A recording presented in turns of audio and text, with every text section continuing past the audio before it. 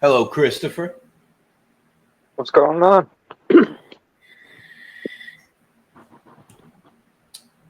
Loving life, brother. How about yourself? Hating life? Say that again. Say I hate in life. Got another $1,100 bill to pay. Oh, that's one thing. That's one thing, Chris.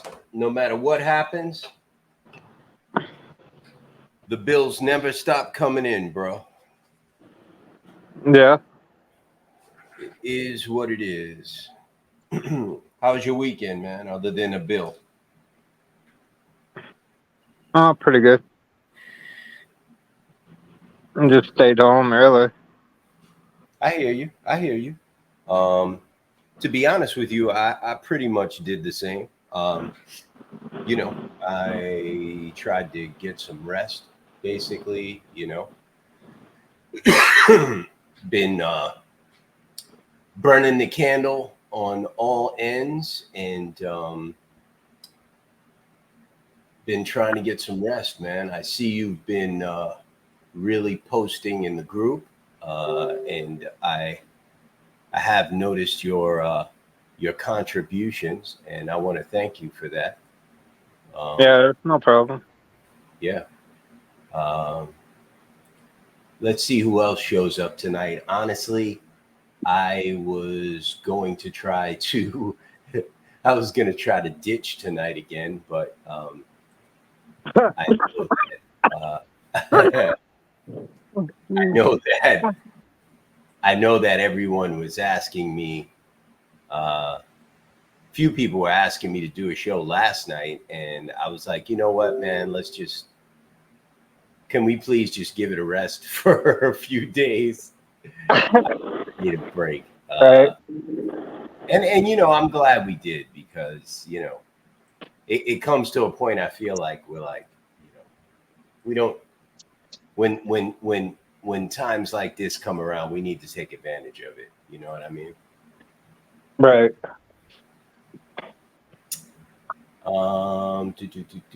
Anything new? Anything you want to talk about? Uh,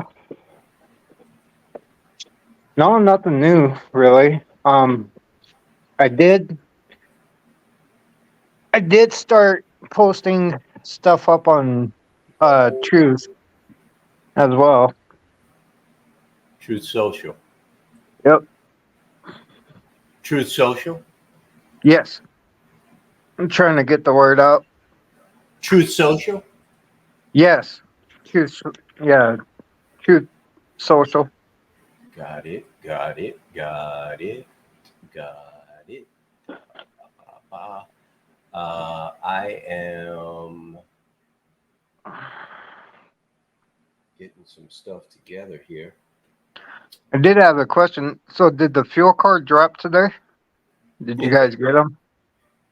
Incredible. Everybody keeps asking me that question. Incredible. I was just curious. I couldn't get anything done today because all I kept hearing about was did the effing fuel card drop today? Yeah. Probably why you shouldn't make an announcement until you already have them. There it is. Yes, Nice. fuel card did drop today. It is available to all members of NOAA. You can join NOAA at www.tnooa.com. And yes, that fuel card that we promised you did drop today. As an owner operator, you have a heavy load on your shoulders. But when you Hmm. have the NOAA fuel card in your wallet, you have a powerful network of 8,900 fueling locations to carry you down the road. Learn more here, which is here, www.tnooa.com.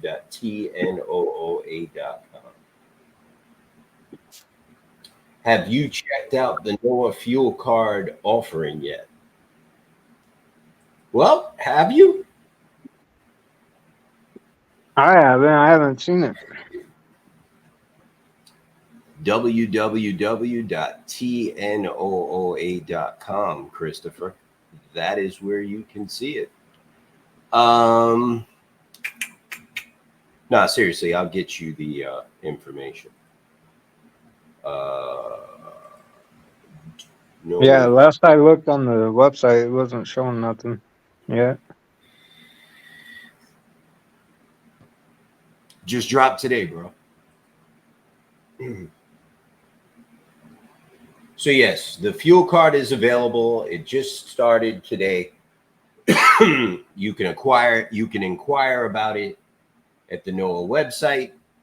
And the title of this episode is NOAA Fuel Card is Here. Oh, by the way, I believe this is our 20th episode. So congratulations to us. Nice. I think we're going to be cutting the cake later. And very happy about that. Successful show, NOAA Live.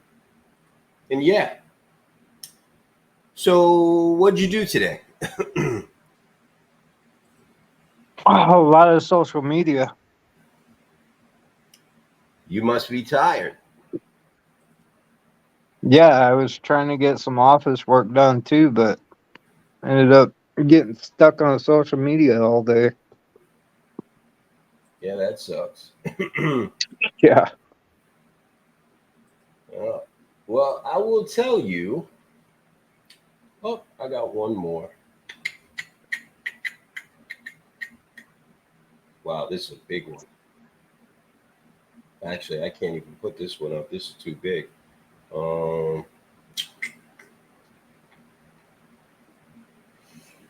know what? I'll do this. Hold on one second.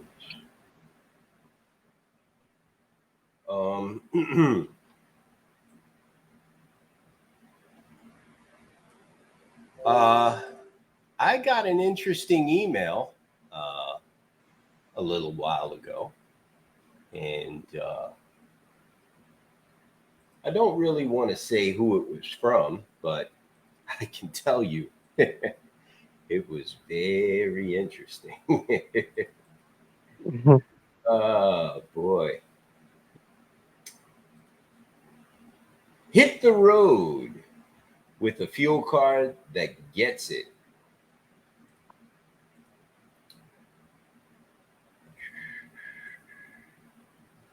By truckers for truckers, the National Owner Operators Association and Multi-Service Fuel Card are proud to announce that we are teaming up to give you a fuel card that truly has your back.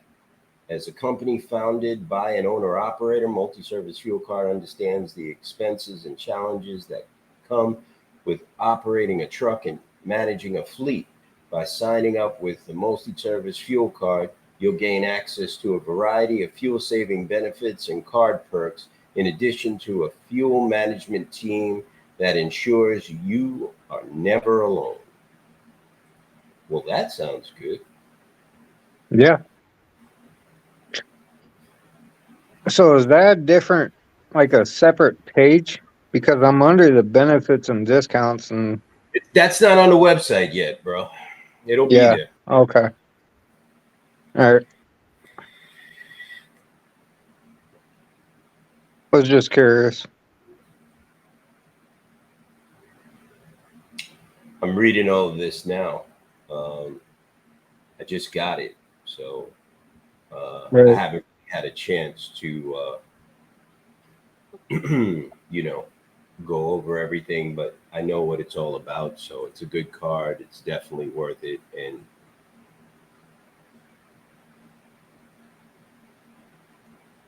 okay, so let's see.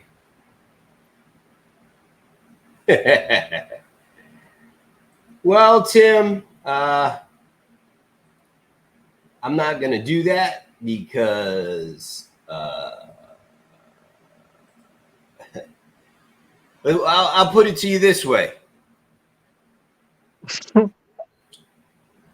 Very influential. I've done enough of that, and I'm just gonna I'm gonna see where this one goes. But my presence was requested, and I did respond. I was grateful, and I am grateful, and better late than never. And I appreciate it. And once I have more information, I will definitely keep you apprised. So putting people on blast right now is not necessary, but if it does become necessary, you know I will. Hope you all had a good 3-day weekend. Every day is a blessing, brother. I had a great weekend. How about yourself? Well, Chris, you already said you had a good weekend, stayed home. Me too. And that's great. Yeah, just kind of relaxed and kind of managed the group. Good evening. Glad to see you push through and persevering. First time seeing the podcast. Michael Fry. Thank you for joining us, sir. You can post all your comments and questions in the group, and I will put them on the screen as long as they are not X-rated. It's all a love fest here. It's all good. Oh, you see my new bling? You see no, it? The lifetime is blocking it. The who? Bro, I need some of that bling. I was going to talk to you and ask you where we're going to get that bling now, because I need some of that bling for my truck, and I want a big bling. Big one. Oh, so you have half of it. Whoa. Bling. Yeah, those are bling, but I want bigger. They're like bro, they're like little diamonds. You put them all over. I requested only the small ones for myself. The big ones are special orders, and you can order them on the website. So they do have bigger ones though, right? Yeah. Yeah, you got big as you want. Yeah, we got them all. We make them in-house, so yeah. Well, I want a big one. A big one. Send me the measurements, and I'll make sure you get it, bro. Let me see. Let me go measure my truck because I want it to cover the side of it. You do that, Michael. We are truckers. We don't get weekends. I didn't. It used to be when I had a company. Now I spend a lot of time watching cartoons and feeling sorry for myself. So, yeah, I get weekends. I heard Chinese manufacturers are moving to Mexico. They're building factories up there. Do you think it would affect on Mexican-U.S. transportation? Chinese are everywhere. They're in Africa. So I don't know. Maybe. Who knows? Hey, Mike, what do you think of that?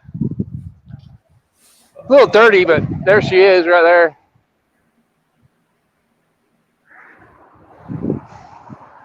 You like my window decal? Is that Joe Biden? Yeah. Joe Biden going on $1 million bill or $100 million bill. I think that Volvo is nice. Yeah, it needs to be cleaned though. It looks like the biggest I can go is probably 22 inches. Yeah, probably about 22 by 22, I would say. maybe a little bit smaller. Yeah, I'll measure it, but yeah, it's gonna be like 22 by 22. How big are those stickers? Because I ain't got very much. I got a lot more on my trailer. I mean, I could put a big one on my trailer. We could get a good Let me 40-inch sticker on that. Let me see the side of your truck. Let me see the side of your truck. It's old, man. Move your head, bro. I'm making move my head while holding the phone, bro. I can't see the side of the truck. You really don't have a lot of space to put a really huge sticker, Mike. No, I don't. I got a tape measure, bro. I just measured it. That's what I was saying. I've only got like 22 inches, maybe 20 inches. And you don't want I got enough on the side of the trailer, but not the side of the truck. So you could do a little bit bigger than these, like maybe double the size, but not much more than that. Just take two, put one on each side. I was just, doing the bigger's better thing, but sometimes it's not. I got my tape measure out, and you just don't have the coverage area to put a huge one. No, I don't. I do not. Mike, someone said you should burn your truck. I should burn my truck. Yeah. That ain't very nice. It ain't. It's just rude. Wouldn't that be smoking dopey? Smoking dopey? What? What the hell does that mean? You got me. I don't know. He's cracking up, so I guess it's funny. Listen. Hilarious. Chinese man. Oh, he meant Mike. He meant burning the bill. Burning the bill. Oh no, it's funny. It's $100 million bill with Joe Biden going like this. Honestly, bro, I don't think any picture of him is funny. I think it's sad. Honestly, every time I see a picture of him, I feel bad. You know what I mean? It's sad. I'll tell you, when I think of him, I think of a dog I once had. I had this dog, right? I had a Shih Tzu, and I had him from like birth until he lived to about 15 years old. And he got to the point where he was blind. He had no teeth. He couldn't take a shit. He could barely get up and walk. And I had to put him down because I realized he was just suffering. That's like the way I feel when I see pictures of him, bro. I see an old man suffering. Yeah, he just doesn't know it yet. Here sit because I teed them. Here sit because I teed them off, and loads aren't happening, but that is okay. Rather sit than pay them to drive. Okay, I agree. RJ, what's up, brother? What's going on, guys? All right, what's up with you? Y'all are going to sit over here on the table for a minute while I undo this birdhouse before my wife has herself a coronary. Oh, lost RJ. RJ. So Michael wants us to watch him do his pruning.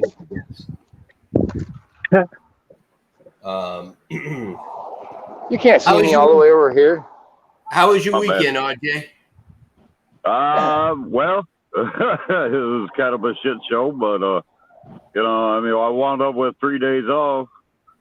I don't know. I spent the day at a hotel, at like a little farm ranch room. It was nice, and then I opted out of there and made some barbecue for some guys at a truck stop. I went and bought me a grill and had a little barbecue at the truck stop where I was at, a little tiny place there in Minnesota. Nice. I hate having the time off, man. I ain't making money. I'm spending it, but at the same time, what are you going to do? I mean, there wasn't shit happening. So, where are you now, RJ? I'm close to Weston, Wisconsin. There's a bike. I don't know. I picked up in St. Paul, Minnesota, and then but no, I'm out in western Wisconsin delivering some erosion plastic for a job site out in Weston tomorrow morning. So again, I'm down for way longer than I wanted to be. Flowers. Where's the dog? Rowdy, say hi. Puppy. RJ, Yeah, go ahead. question. What kind of sauce do you use on your barbecue, sir? Well, you know what? I kind of had a cheap out on this. Yeah, I already filled the two. And what did you do? I kind of had a cheap out on it. I usually make my own. But I mean, typically, I use like crystal sauce, you know, with a combination of, you know, I make my own habanero sauce. So it's like, I don't know. I don't have all the ingredients list. I usually just grab habaneros, you know, my ketchup and crystal sauce, and I make a wash out of it basically. But I mean, I didn't get fancy this time. I had to go with like a spicy craft dressing, barbecue sauce because I had to go with what Walmart had to offer, and you know, I mean, we can go with any kind of barbecue sauce. I mean, Bullseye. I like Sweet Baby Ray's. You know, I mean, they got a lot of variety, but Sweet Baby Ray's is very good. Yeah. You know what? It's all right, but you know, I like the variety that they have. Stubbs. You ever use Stubbs? Yeah, Stubbs. Absolutely. Yeah. There's another one. I mean, it was a local brand. Actually, it has a really awesome name. I had to try it. I want to eat pig's ass. It's pig's ass barbecue. And it was at the hardware store, and I was like, man, I seen it. I was like, ain't no way. So I just had out of sheer curiosity, I had to buy it, and I'll be damned, it was pretty good. Right. Hey, RJ, I got a question. Are you working with Caitlin Price? Yes. Yep. Is she dispatching your truck? Yep. And how's that going? I mean, if it wasn't for the boards, I mean, the boards have been shit. You know, I mean, I was literally stuck in Minnesota for 3 days. You know, I run a Humvee out there, and I just got freaking stuck. There was nothing happening. You know, being a holiday weekend, you know, I kind of figured it was going to happen. I was supposed to go home to Florida, and you know what? Instead, we ran this one out there, and the low boards just freaking dropped. Gotcha. But I mean, for the most part, I mean, Caitlin's been keeping me busy. We get a lot of short loads. I mean, again, I'm running a hot shot, so right. You know, we're getting a lot of short loads, and you know, like dedicated stuff where I have 3/4 of the trailer empty, and it's like, man, I want more on this thing, and you know, I mean, for crying out loud, I hauled 125 pounds, like 300 miles. I was like, right. This is ridiculous. Right. But you know, if they're making money, you know, at this point, you know, I'm basically a company driver right now, so right. You know, right. not really a company driver, but you know, independent. But anyway, it's so far it's going okay. If the truck quits breaking down on me, I'd be happier. Well, because that's why I'm heading to Indiana again, back to the same guy. I mean, it keeps throwing it misfires, you know, on all cylinders except one. And now all of a sudden I got a blow by on a turbo or something is whistling like crazy. That's crazy, man. What year is that truck?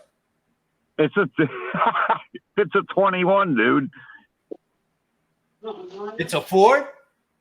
No, it's a Ram 3500. What? Man, Yeah. I never had so much trouble. I wish it was a Ford. For Christ's sake, No, I you ain't never don't. had that No, much it's problem. the No, same no, you shit. don't. It's the same shit, even worse, bro. It's the same shit, even worse. They put these DPF systems on these fucking little trucks. All the same problems, bro. All the same problems. That's exactly Basically, what I'm that, thinking. yeah. Go ahead.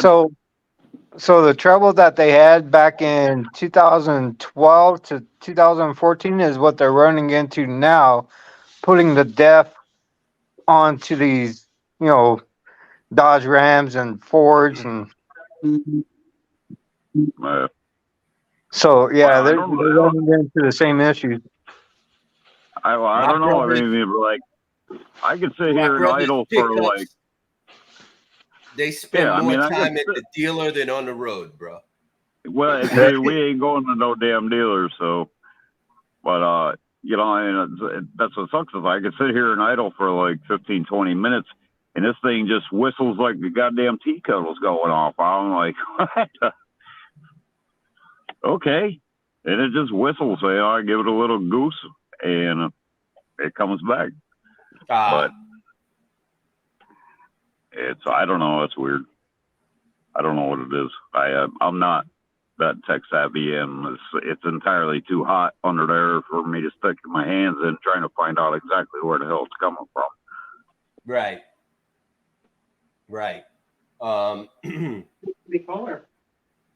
Shout out to Caitlin Price fixing to run what she can dispatch to us. Who said that?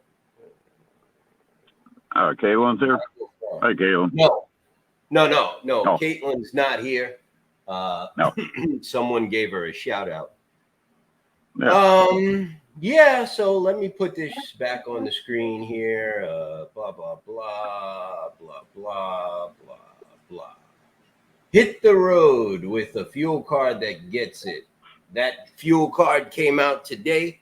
It is available to any and all National Owner Operators Association members. It's on our website. It is a real fuel card, many discounts and benefits. Take advantage of it. Contact information's on the site. The National Owner Operators Association fuel card is available today. So if you're interested in a real fuel card, please check that out. You can join Noah at TNOOA.com. Go ahead, RJ. Yeah, I've been trying to get Giovanni, the owner of this truck, to get sign up and get the damn card, because all I can do is fuel up at Lowe's anymore. So kind of, I don't know, I was like, just get the card. Sign up. People are already on the site looking for the card. It'll be there. I'm getting it done. It takes time. No, it'll be there. I'll get it done. If you can't find it, contact me directly. I'll get you set up with the fuel.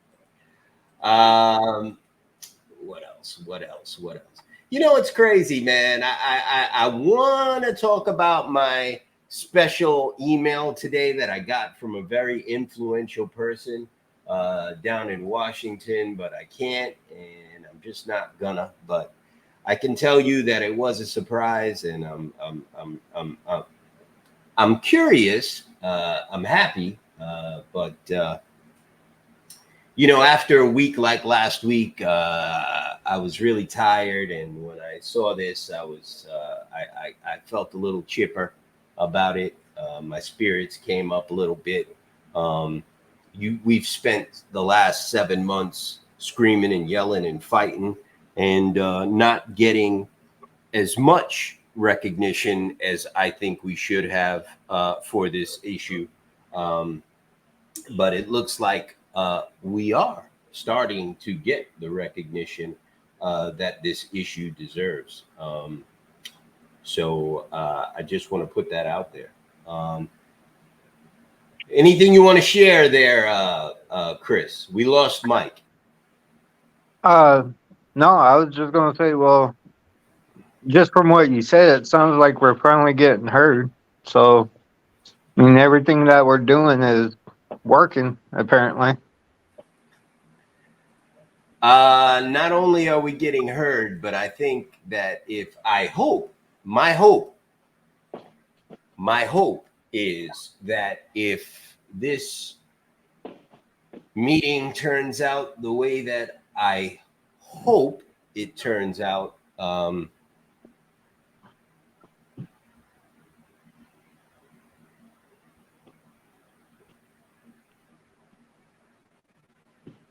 I can only imagine what the outcome of this is going to be.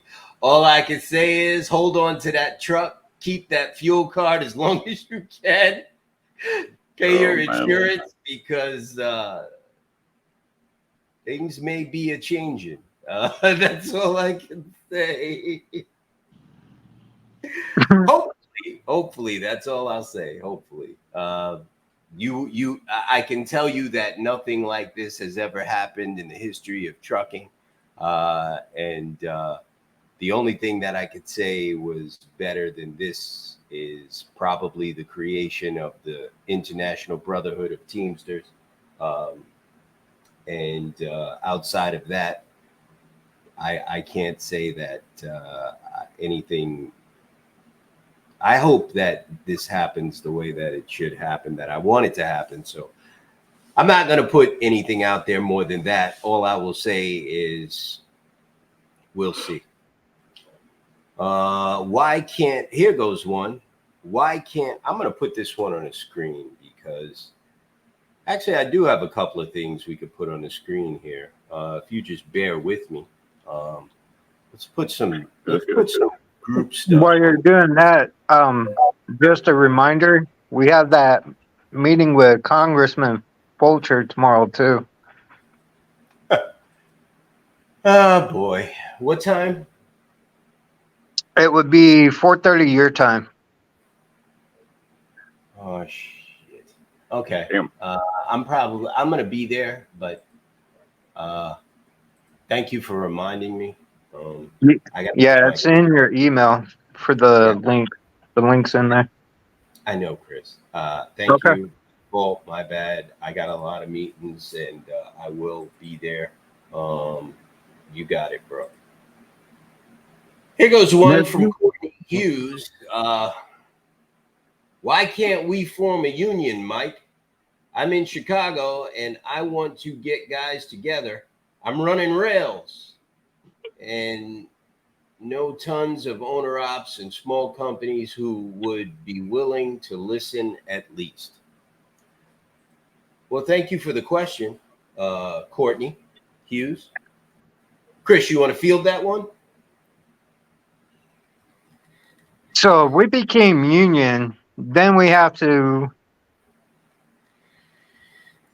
I don't know, it puts more of a regulation onto us with the government, to where it takes our power away as independent owners. So, I mean, to me, a union really isn't going to help anything. I'll put it that way. We, in the beginning of the boycott, we got affiliated with the AFL-CIO, the president of the AFL-CIO, the metal trades union part of the AFL-CIO, and they advised us on many different things. They advised us in the beginning of this. They put us in touch with the Teamsters. And we had many meetings with them, and you know, we tried to figure out a way to make a union work, but it won't. And they already knew that. Jake really was pushing for a union, and we told him. I mean, they told us that it's not possible, but that's something he really wanted to see, but it just wasn't possible. Two, we are we're owner operators, and as owner operators, we're not people, we're businesses. And two companies can't form a union, only two people can form a union. And you know, that had to be explained to Jake, and he wasn't happy about it, but he had to accept it because it was either that or nothing. And we had the option of rolling into the Teamsters, but still, we're owner operators, we're companies, and we want to stay individual. We want to stay independent. You understand what I'm saying? I don't want to be a union because I run my own business. I don't want anybody telling me what to do with my business. I don't work for anyone. So we cannot form a union because we're not employees. We don't work for anyone. We're independent companies. So by law, we're not allowed to form a union. We can form co-ops. We can form associations. So that's what we did. We formed an association. And you know, that's just the law, man. You know, in my opinion, it is a union. These are just words. But you know, it is what it is. Hey, Jamie, how you doing, brother? Oh, I'm sitting here, man. What are y'all doing? Shooting the mierda, talking the yin yang, chopping it up, building. That's it. I've been sitting here 13 hours a day looking for a load, bro, and couldn't find anything I could load. I need to go west, though. I got a bad tire, and I need to meet my cousin because he's got me a new set of tires on the back of his truck that he's bringing this way. So I was kind of limited today. Damn, 13 hours, man. Mm-hmm. Been on the load board all day. I just inquired on the last load a while ago from Redwood, and they said they couldn't load me. I'm asking them why, and they can't figure out nothing. I don't know. So let me ask you something. How long have you been idling your truck? I got empty about 5 p.m. yesterday. I got over here at let's see. Yesterday I got over here at early in the morning, I guess about 9, and I delivered at 5 yesterday and idled my truck last night, went to sleep, and then been sitting there idling all day, dude. Well, the reason why I'm asking is because when Jimmy Carter signed the Motor Carrier Act of 1980, he said that this act was going to cut down in waste of precious diesel fuel, sir. So you're saying you've been sitting there for 13 hours, basically sending your money out your pipe. Is that what you're saying? Yeah, bro. I'm telling you, for the last 3 months, I probably burned more diesel idling my truck to keep cool than I have running loads. And that's a fact. And RJ, I see you nodding your head. Do you agree? I can't hear you, bro. Now I hear you. Hang on, I had the mic muted. No, I'm in the same boat because, I mean, I'm on 72 hours, and now, you know, I got here at 4:30. I don't deliver until 8 o'clock in the morning, and I mean, luckily I did get a hotel for one day, and the truck was shut down. But I mean, damn, it's still 90 freaking degrees out.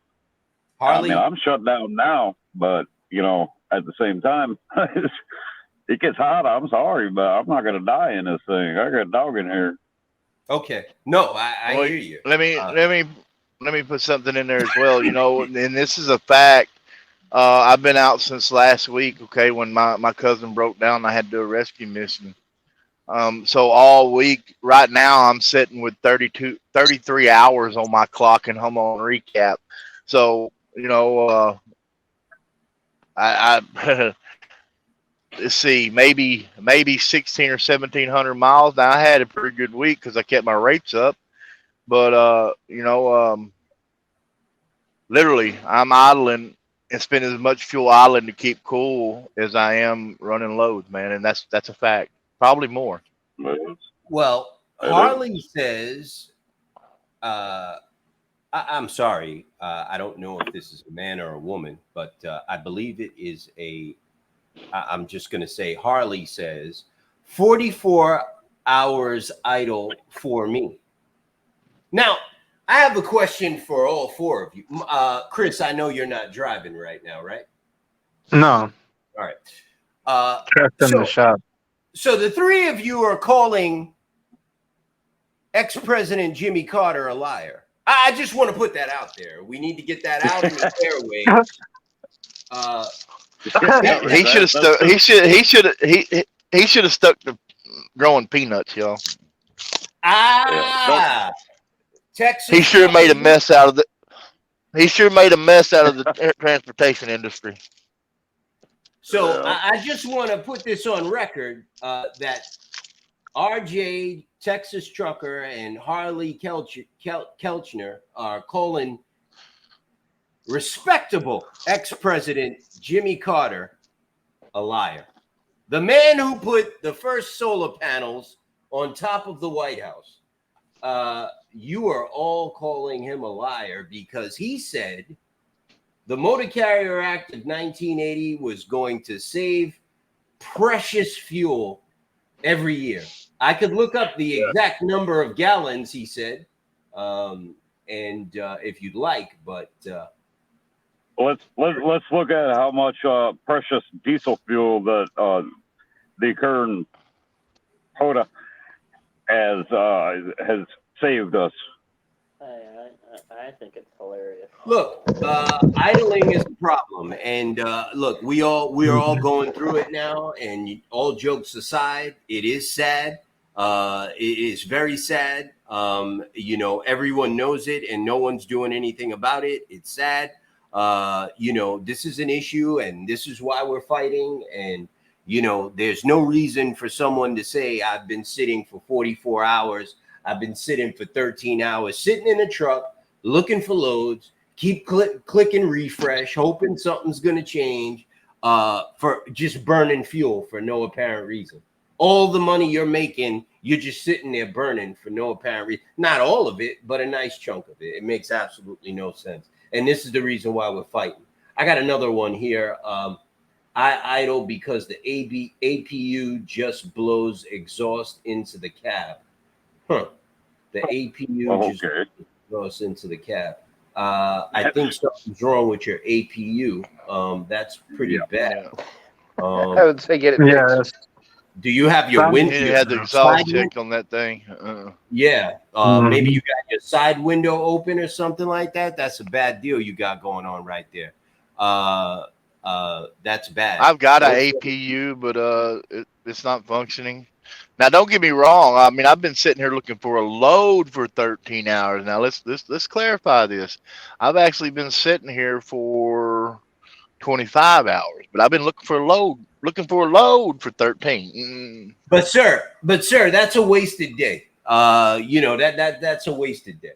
That's just a wasted day. That's a day you could have spent with your kids or your family. You know what I mean? That's a wasted day.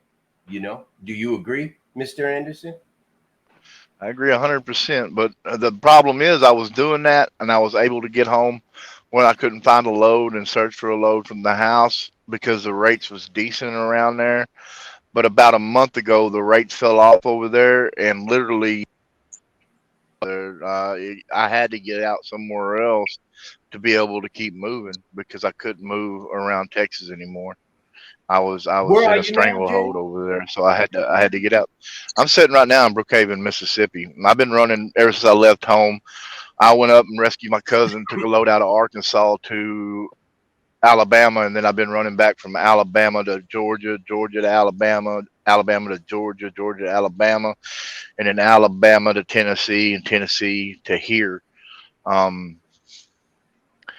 And now I've been looking for a load. I mean, it's always bad down here. I might head north here in a little while. I might just throw this thing in gear and head up toward Memphis. That's maybe what I end up doing, but I'm trying to go toward Houston. And I may just end up putting it in the wind and going to Houston so I can get these tires changed. I had an opportunity a while ago. One of my regulars called me and said, I need help. And this is a guy I work for regularly. I said, well, what do you got? And he told me he wanted me to deadhead from here to Tuscaloosa, Alabama, which is, what was it? Hold on. Let me see if I still got it pulled up here. 102 miles deadhead. And then run over to Lula, Georgia, which ended up to be about 500 miles. And he said, I need this one done for $1,000. He said, I need it done. I had a truck fall off. And me and him usually go back and forth like that. You know what I mean? If he needs something done, I'll help him, but then he helps me on the other side because he told me, so when I get you over there, I've got freight that's paying really good that I can pay you some good money on to get you wherever you want to go. And I flat had to tell him, I said, look, man, I've got a bad tire. I can't, I got to go the other way. I can't do it. I've got a bad tire. And right now, literally, I don't have the money I've got 2 good ones at the house that my cousin's bringing out. I don't have the money to buy them out here on the road. So I got to meet him. So I've got to go that way. He's coming this way. He's loading to Houston, and out of Houston, he's trying to come this way. But, literally, I wasn't going to chance running back across Mississippi and Alabama over into Georgia on this tire. I've got to get it changed. So that's the story. So I've had a couple I could have loaded out all day today and went elsewhere, but with a tire like this, I didn't want to chance it. I mean, I don't want to be out there and driving and blow out a tire, and then it's on my trailer on the back axle. Take my mud flap off, take my mud flap hanger off, take a chance on damaging my insulation and maybe hitting another car and getting the insurance claim. It's sometimes it's best just bite the bullet and do what you got to do to get a tire changed. I've got a tire in my rack, but it's almost a new tire, and the tire on my trailer is not. So I mean, if I put it on next to that tire, it would eat it up in a matter of 200 or 300 miles, just destroy it. So I'm kind of hunkering down, man. If I run anywhere, it's going to be west way. How far west? Down to Houston. I'm thinking it's about 450 miles, something like that. I can make it as long as I'm light. I mean, it's just got a little split in the tread. I mean, it's still legal, but I don't want to blow it out and take a chance on damaging my trailer or damaging somebody else's car. It don't make no sense to run like that. Right. Mike, I was going to ask you a question before you moved on. Can I see your bike again? Sure. No, I didn't move on. What was happening, and I couldn't figure it out, and I finally figured it out, was the internet in my truck, my hotspot, basically, little thing, was connecting to my phone. So every time I'd move too far away from the truck in my house, it was dead jumping me, and I was like, why in the hell is my internet dying when I've got house internet going? But I finally figured it out. But yeah, it's right there. Could you get a little closer? It's dirty, man. I don't want to get no closer. I keep out here. It looks good. I come up here. You're like, gosh, take care of the thing, would you?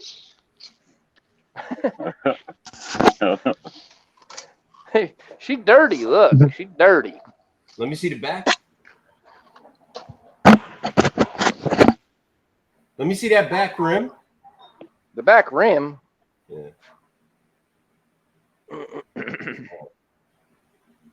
What year is that, Michael? It's an 04 Kawasaki Vulcan 2000. Yeah, she's hollering through the little speaker thing here. She's like, my car looks better. Yeah, you want to see that one? There's her car. That's Jesse's car? That's Jesse's car. Damn. Yeah, that's my truck over there, but it's broken. It don't run. I can't figure it out. I don't know what's wrong with it. It's a Ram. Well, it's also got it's also got 450,000 miles on it. So Right. Right. it's a done Dodge. its It's probably job. something electrical. Yeah, Dodge is notorious for electrical. You know what? I honestly think it's Don't the even dipping. get me started, Jamie. I'm just saying. I know. I work on cars for a living. Used to. Oh man. Just After to Lee, let you- after Lee Iacocca bought out the Mopar and the Dodge, man, it went to shit. The Chrysler, their electrical system's been trouble ever since. Okay, Harley Kelchner is a man. I just want to get that out there. Okay, Harley Kelchner is a man. Good Good. deal. I He, don't know they, why. them. Yeah, I don't know why I didn't know that, but for you never listen, trucking, you can't go by names, and this is 2023. Anyone can be a trucker, could be a woman. I don't want to be offending anyone. Well, I found that out the hard. I found that out the Right. hard way with Miss Blake. Right, and she put a she had something to say here.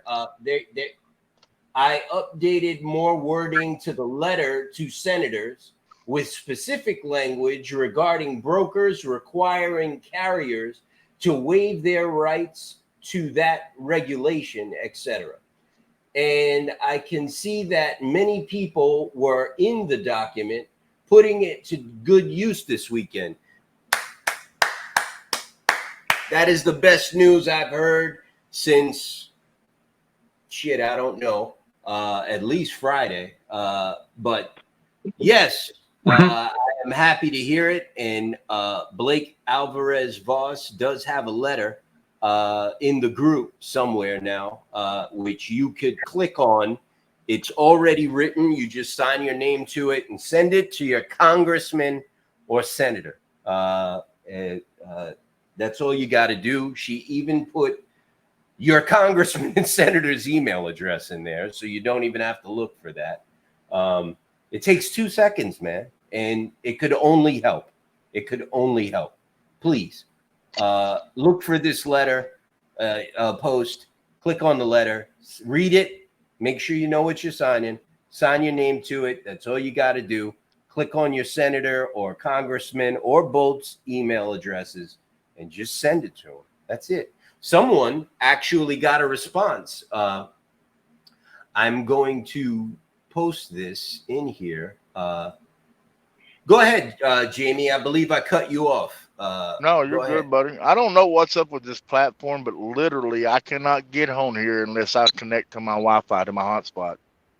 I don't know what's up with it. It's driving me crazy. Yeah. I cannot. Every time I try to hook, once in a while. every time I try to hook up on mobile data, it tells me no internet connection. I'm sure Mike could fix that for you. Bro, I'm hooked to mobile data on my hotspot on my tablet. It don't make no sense. Well, the reason is probably that you're over on your unlimited data, right? They have a actual limit, and then they throttle you down to basically nothing. And that's what happens to me every month. On my plan with Verizon, I've never been throttled. I got truly unlimited on 4 different devices. So, yeah, I mean, call I've them never up been and ask them throttled. about it. Yeah, I call them up have. and They ask them said they about it. don't. I have Verizon too, and they said they don't throttle. With yeah, my plan, they don't. They told. I told them. I told them I had done a bandwidth test, and that my bandwidth had gone down, and they came clean and said, "Oh yeah, well, you have unlimited, but you don't have unlimited high speed." Yeah, So, I got 70 gigabytes of high speed data and 70 gigabytes of hotspot. So Mr. Weeks, it looks like Mr. Weeks is a Mr. Weeks is a baller. He's a tow truck guy, and he drives tractors as well. He sent this letter to his congressman, Mr. Richard Blumenthal, that chimp in Connecticut. Dear Mr. Weeks, he got a response back. Dear Mr. Weeks, thank you for your message regarding reforms to the Motor Carrier Act of 1980. I appreciate hearing from you. I have dedicated my career to fighting for Connecticut's interest, and I am pleased to continue this focus as a U.S. Senator. My top priority in the Senate is working on this issue that will benefit hold on. I want to make sure I understand this. My top priority in the Senate is working on issues that will benefit our state and the nation as a whole. I will be sure to keep your views in mind moving forward. Thank you again for your message. Please do not hesitate to contact me with any future questions or concerns. Sincerely, It sounds exactly like the bullshit that Burgess Owens sent me. I'll be sincerely, sure to, go ahead, Mike. I'll be sure to do my job if somebody else does it for me. Sincerely, cut and paste signature, Richard Blumenthal. My top priority in the Senate is working on issues that will benefit our state. I believe Connecticut is that this year double taxing trucks that are over 26,000 pounds. Is that correct? Yep. Yeah, they're charging you a road fee and a fuel fee. Well, that's not his problem. He's a U.S. Senator, not a state. But it is senator. benefiting his state. So I mean, I'm sure they'll do just fine taxing the shit out of us. Well, he's a man of his word then. There you go. Thank you again for your message. Please do not hesitate. Okay, so what I will do is I will reach out to my people down in Washington, our people down in Washington tomorrow, and I will tell them to contact Richard Blumenthal's office. He is a Democrat, and I will find out what committees he's on. I know he's not on the Transportation Committee in the Senate. He could be, but I don't think he is. I will reach out and follow up on your letter, Mr. Joe Weeks. Is he up? Is he up for re-election? Because if he's not, I mean, we're kind of. He don't care. Richard Blumenthal's a funny guy, bro. I don't expect much out of this conversation. He's a funny guy. You gotta Google him. He's a funny guy. In any case, let's get this off the screen. Joe Weeks, excellent job, bro. Good work. That's what we need. Any conversation with your senators always helps. All jokes aside, I will contact his office and try to schedule a meeting with him on your behalf and everyone else's behalf in the state of Connecticut. I believe tomorrow, Chris, we have a meeting with your congressman or senator? Congressman. Crapper won't get a hold of me. Okay, but your congressman is, again, what's his name again? Fulcher. I can't remember his first name. No problem. My people will get us up to speed on that.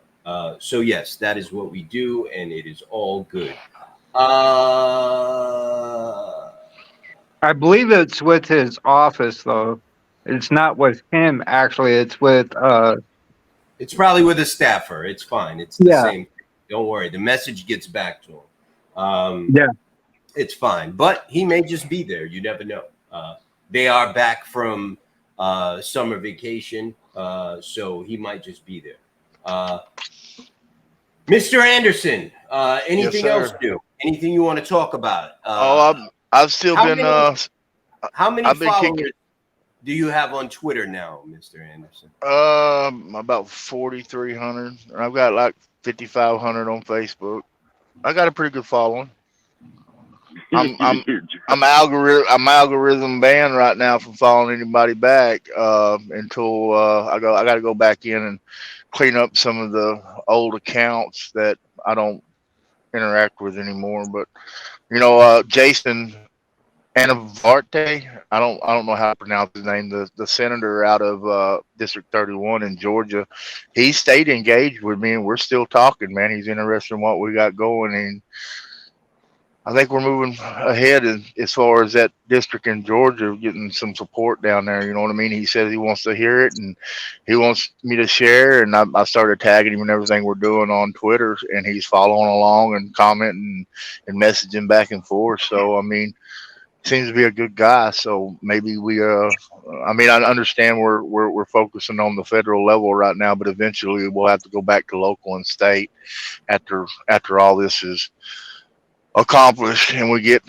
either get done what we want to get done, or we get done what we want to get done. You know what I'm saying? And you know, because we've been talking about opening the office in all the states that are crucial with trucking. So it's a good start, man. He's engaging, and he's asking for more information, which is always a good thing. I told him he was free to share any of it with his colleagues that he wanted to. So we'll see where it goes. But yeah, I mean, I've been me and Max still going around and around with people on Twitter. I mean, it's calmed down the last week since they've I don't know, it's just calmed down. But now I've been going round and round with some other ones that are really loony in the head. You know what I mean? But we're having fun with it. You know what I mean? It's something to do sometimes when you ain't got nothing else to do. Put some information out there and get it seen, and you know, that's one thing about it, you know, putting the information out, and it seems like every day there's 50, 60 new followers that are interested, that follow and tag along and get to where they're commenting and putting stuff back out on reposts. So that's how it grows, you know, and we're getting the message out. We are spreading the word, that's for sure. That's what's important. You see what happened to us today on Twitter? Yeah. Hey, Mike, what are you doing with that rat eater on the show? Well, he has decided that that's what he's going to do, and he's he don't listen to me. I've put him on the floor about 15 times now. Cats are the best. We'll try again. Here, watch this. Yeah. 3 seconds from now. He wants some loving, man. He wants some loving. Yeah, they kicked us off. I've been having a little bit of difficulties over there. Now I know the spaces have been glitchy, but I'm not saying, I don't know if they're doing it purposely, which I'm sure, you know, I'm sure they're getting some pushback from, you know, a lot of their sponsors too, because, you know, a lot of these people, they sponsor ads and everything on Twitter, and, you know, every time they put one up, I'm going in and nailing them on it with something, you know, so I'm sure they're getting some pushback too. You know what I mean? I've expanded my campaign to include them all. You know what I mean? So they see everything that we put out, brother. I promise you that. Yeah. RJ, I got a question, brother. Yeah. You got a lot of gators. You got a lot of gators over where you're at in Florida.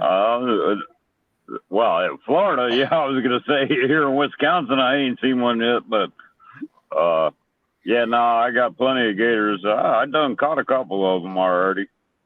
Yeah. But yeah, no, I mean, there's no shortage. A couple buddies of mine, they got their tags out for the Rodman Dam out there in Ocala. And, well, it's a little bit south of Ocala. And I told them, I was, man, shit, I hooked into a couple gators already because I just throw out a treble hook. You know, I mean, some of them, you know, I just hooking onto them. You know, I mean, it's illegal, but it's illegal. You know, well, I mean, without a tag, yeah, it's hunting. Yeah, but you got to be careful with the dog.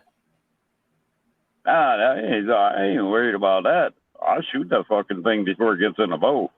Right. Are they big? Are they big, or you usually run into like babies and shit? I mean, you know what? A lot of them, for the most part, you know, like around my area, Silver Springs, Ocala, you're running, you know, anywhere from 6 to, you can get 6. I mean, there's 12-footers out there, but I mean, I ain't seen them. I see 6 to 8-footers. You know, they're, I mean, typically run anywhere from, you know, 150 pounds to to 300 pounds. Yeah. But I mean, 300 pounds is a big ass gator. I ain't gonna mess with. You know, not on a treble hook and pulling a hand line in. It's just not happening. Right. I'm a little guy. I'm a little guy, dude. I don't have the ass to back it up. So. Yeah, no, I hear you, man. I know where you're at, and I always wanted to ask you that because I know that you're like off the grid a little bit, and I figured you'd probably get some gators over there, especially when it rains, like you know, during hurricanes and shit like that. They get washed inland. You got to watch your pets down there. They'll go MIA, huh? Right. That's what I'm thinking. Well, little ones. I mean, the little ones. I mean, I'll tell you what. I've had my dog chase off a couple gators already. You know, the old Rowdy, and now I got the new Rowdy. But I mean, you know what? Yeah, if you're gonna be dumb enough to bring a Shih Tzu on the edge of a freaking pond or a lake, yeah, you know what? You're just asking for trouble. Yeah, because that's an easy meal right there. There's actually hawks and vultures that I actually take off little dogs more than the gators will. Where you're at? But if you're dumb enough to walk, yeah. I mean the turkey buzzards down there, shit. They'll walk. They will swoop down and take your little dog, your little Pomeranian or your Chihuahua. They will take it and just fly off with it. And you know, what are you gonna do? You can't jump in the air. I mean, there's been a couple instances of, you know, guys jumping in the water after their dog, but as a little dog, they don't go after. I mean, honestly, gators don't bother people for the most part. Well, I mean, I can't. If you're dumb enough to get in the water with them, I mean, typically they're going to swim away from you because you ain't what they want to eat right now. So, Mike, you got a nice house, bro. I got to be honest. When you told me you lived in Utah, I was expecting you to be like a miner, like with cowboy boots and a fucking hat with a gold tooth.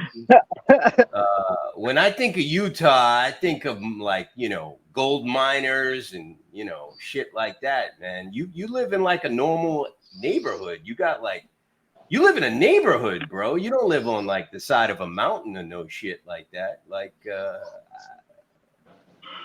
seriously. I mean, I'm from New York, bro. I live in the 5 boroughs, man. This is the wife's doing. This is fake. Just so you know, these are just pieces of wood. This is not a log cabin. When I saw it the first time, I said, "Fuck, Mike lives in a fucking cabin." You know what I mean? Like, no, you live in like a Brady Bunch neighborhood, bro. No, well, you got a nice crib. It's the bad part of Salt Lake, but as I've told people, you know, the bad people here in Salt Lake don't hold a stick to half the people that I ran into out there on the road. That's the bad neighborhood? Yeah. That's fucking funny. Chris, you too, man. You fucking guys got nice pads, man. I'm happy for you, man. Continued success.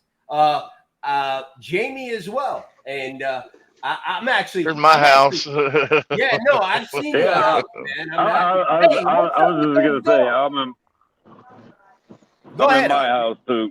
Forget it. No, I was just saying. Jamie just said he's in his house. I'm in my damn house too. So, Jamie, do you have some pit bulls for sale?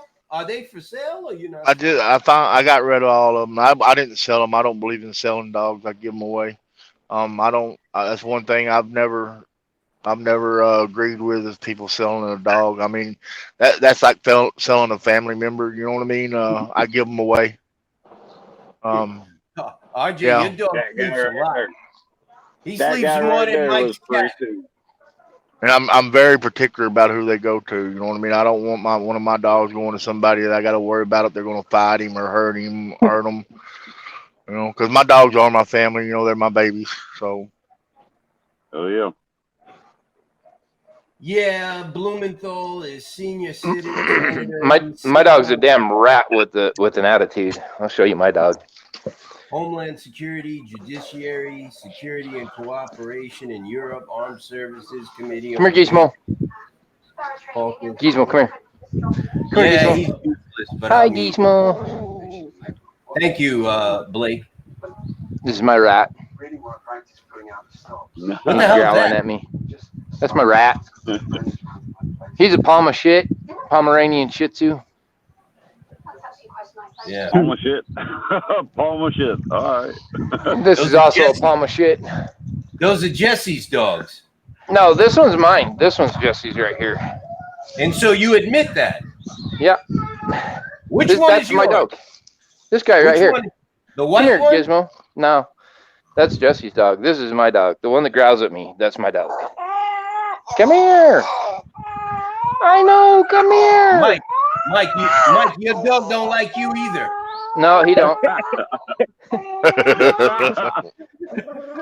He gonna bite your Holy face. mackerel. Look at him. I don't trust his ass.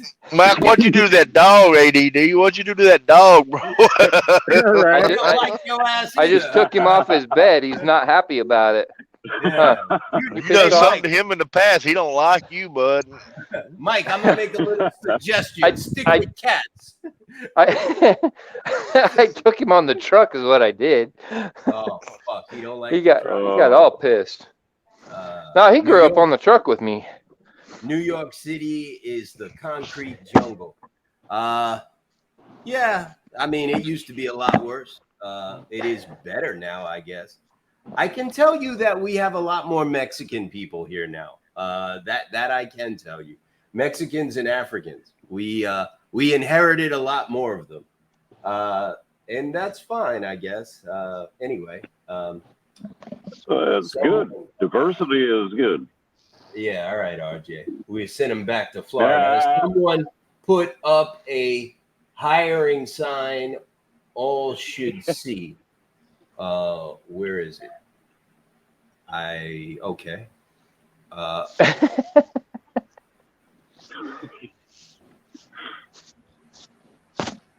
they talking about something they want us to take care of in the room that we're not in right now? I don't know. I have half Dachshund, half American Bulldog. Ain't that the hot dog? Yeah, right? The That's hell, the dude. long one. Get a Ain't the full Dachshund American. the hot dog? The long one? No, that's I mean, wait a second. A dachshund? no. Yeah, A dachshund and an American bulldog. There ain't no way that's even. I mean, I don't think that's physically possible. No, my Yeah. brother's got those dogs. Those dogs are ignorant dogs. Let's see what else we got here. Nice. Ted Cruz is up for re-election in 20. Listen, Ted Oh, Cruz don't fuck. give a shit about anything. don't Deb Fisher in Nebraska. Yeah, we got to see about her. Well, Ted Cruz. Here's what it is. He's such an asshole. People in Texas are assholes. They love assholes. I mean, so it is what it is. He ain't never going nowhere. Honestly, I don't know. It's just crazy, man. Let's see. We got Justin. Hey, Justin. What's up? Justin? How you doing? Good. How you guys doing? Hanging in there, Good. shooting it, isn't it? That link news report, a local business put up the sign. Yeah, it came up as a link. I'm gonna check it out later. Justin, what's new, brother? How's your weekend? Oh, I had a pretty decent weekend. I worked all weekend, but I spent Monday with the family, so it was good. Justin, you work in the oil fields, right? Yes, sir. 5 days a week? 7 days a week. 7. you're Oilfield in doesn't your work truck, 5 right? days. Suck that fluid out of us off of He's handling business. Hey, let me work on the carrier side of this and put something together here real quick. It seems like Chris is out of a truck. His truck is down, and it seems like Mike has got ADD has got a truck, and his truck is running. Maybe they would be good teaming up and making some real money. Yeah, we've already talked about it, but what are we going to team up on? We're looking at trying to pick up a flatbed and go pick up some of these loads there, but I have a reefer, he has a reefer, so you know, flatbeds don't look like reefers. Well, Just saying. let me ask you this. I got a link today from Raphael. I mean, I think you could use repower to get you a flatbed, or I know a guy that's really good with power only that he does chassis mostly. Y'all have met him. His name is Bill Thomas, and he makes stupid money running power only, just pulling chassis, light loads. But the Raphael sent me a link today of a steel business that's all over the place that they don't use brokers. They only go direct with carriers. So it may be something you know to look into, man. I'm just brainstorming, trying to figure out how we can help both of y'all out. You know, it may be something y'all want to look into. Yeah, Blake's Yeah. in the area too. We're trying to look into because I mean I've got friends in the flatbed business, and they said you know we can get pipe out of Salt Lake going up to Washington down to Nevada, and Nevada back to Salt Lake. I've got another friend that knows some loads in Nevada to Salt Lake, but again, you know, it's depending on whether or not you can get you know those loads arranged and get a flatbed. And my truck being a conventional Volvo, the way the stacks are designed, you cannot put a headache rack or a toolbox back there. So all my shit just goes in the cab, and you know it makes for a miserable team truck. So Yeah, well, I mean, with my experience under flatbed, it's really hard to run flatbed freight as a team, as a small carrier, because all of your loads and unloads are daylight hours, business hours. So you end up sitting a lot trying to run teams on a flatbed. You would be best looking toward a van because there's a lot more van freight for team than there is reefer freight. Reefer's the same way. I mean, all these big companies gobble up the reefer freight for the teams to put them on their trainee trucks, and it's hard to get anything. I'll work on it though. Let me reach out to some people I know, and the only problem with the dry van is it's paying less than reefer and less than flatbed, and both of which are not paying enough to survive. So well, none of that. it's paying really well, but you Yeah. can always get a little bit better money out of a team run if you can find somebody that's actually needing teams and running teams. Teams do pay a little bit better, but when you're booking loads for a team and you're a small, you're looking for loads that you can manipulate the deliveries on. So you want to stay away from the Walmart deliveries, Costco deliveries, and stuff like that. So when I'm running a team, when I call the broker, you know, the first thing I ask them is, you know, okay, well, ask them about the lane, and then I ask them, okay, well, I've got a team, and well, I really don't need a team. I said, well, can you rearrange the delivery appointment to accommodate a team because you can cover it at the time. You know what I mean? It's a niche that I learned to work when I was training at that other company that I'd managed and running teams for a lot. I ran teams a lot. Sometimes I think I run team one time with a guy trying to get him his full license for a year, and it's something I learned to work. I mean, but you know, you're right. We're in a different market now than we've been in the whole time I've been driving. You know what I mean? It's 6 years, and you know, it's never been as bad as it is now. So I don't know, man. It is what it is. I done my numbers today, and you know, our numbers for the year puts us at 280 a mile on all miles, and dude, we're barely surviving. Yep. You know, that's pretty damn good rate for right now. It's about 330 loaded, all loaded miles, and 280 a mile all miles. You know, $190,000 already this year, and you know, that was since April. See, I don't have to stop and figure out that all miles thing because I get all miles, so I know that I'm at 278 on all miles. I mean, it is what it is. Yeah, but running the flowers is the same way. I mean, all your deliveries are going to be during the daytime and business hours because I've done a lot of that as well. Yep. Except for when I run poinsettias, and then when I get there, they just want them off the truck. So. This is from a report.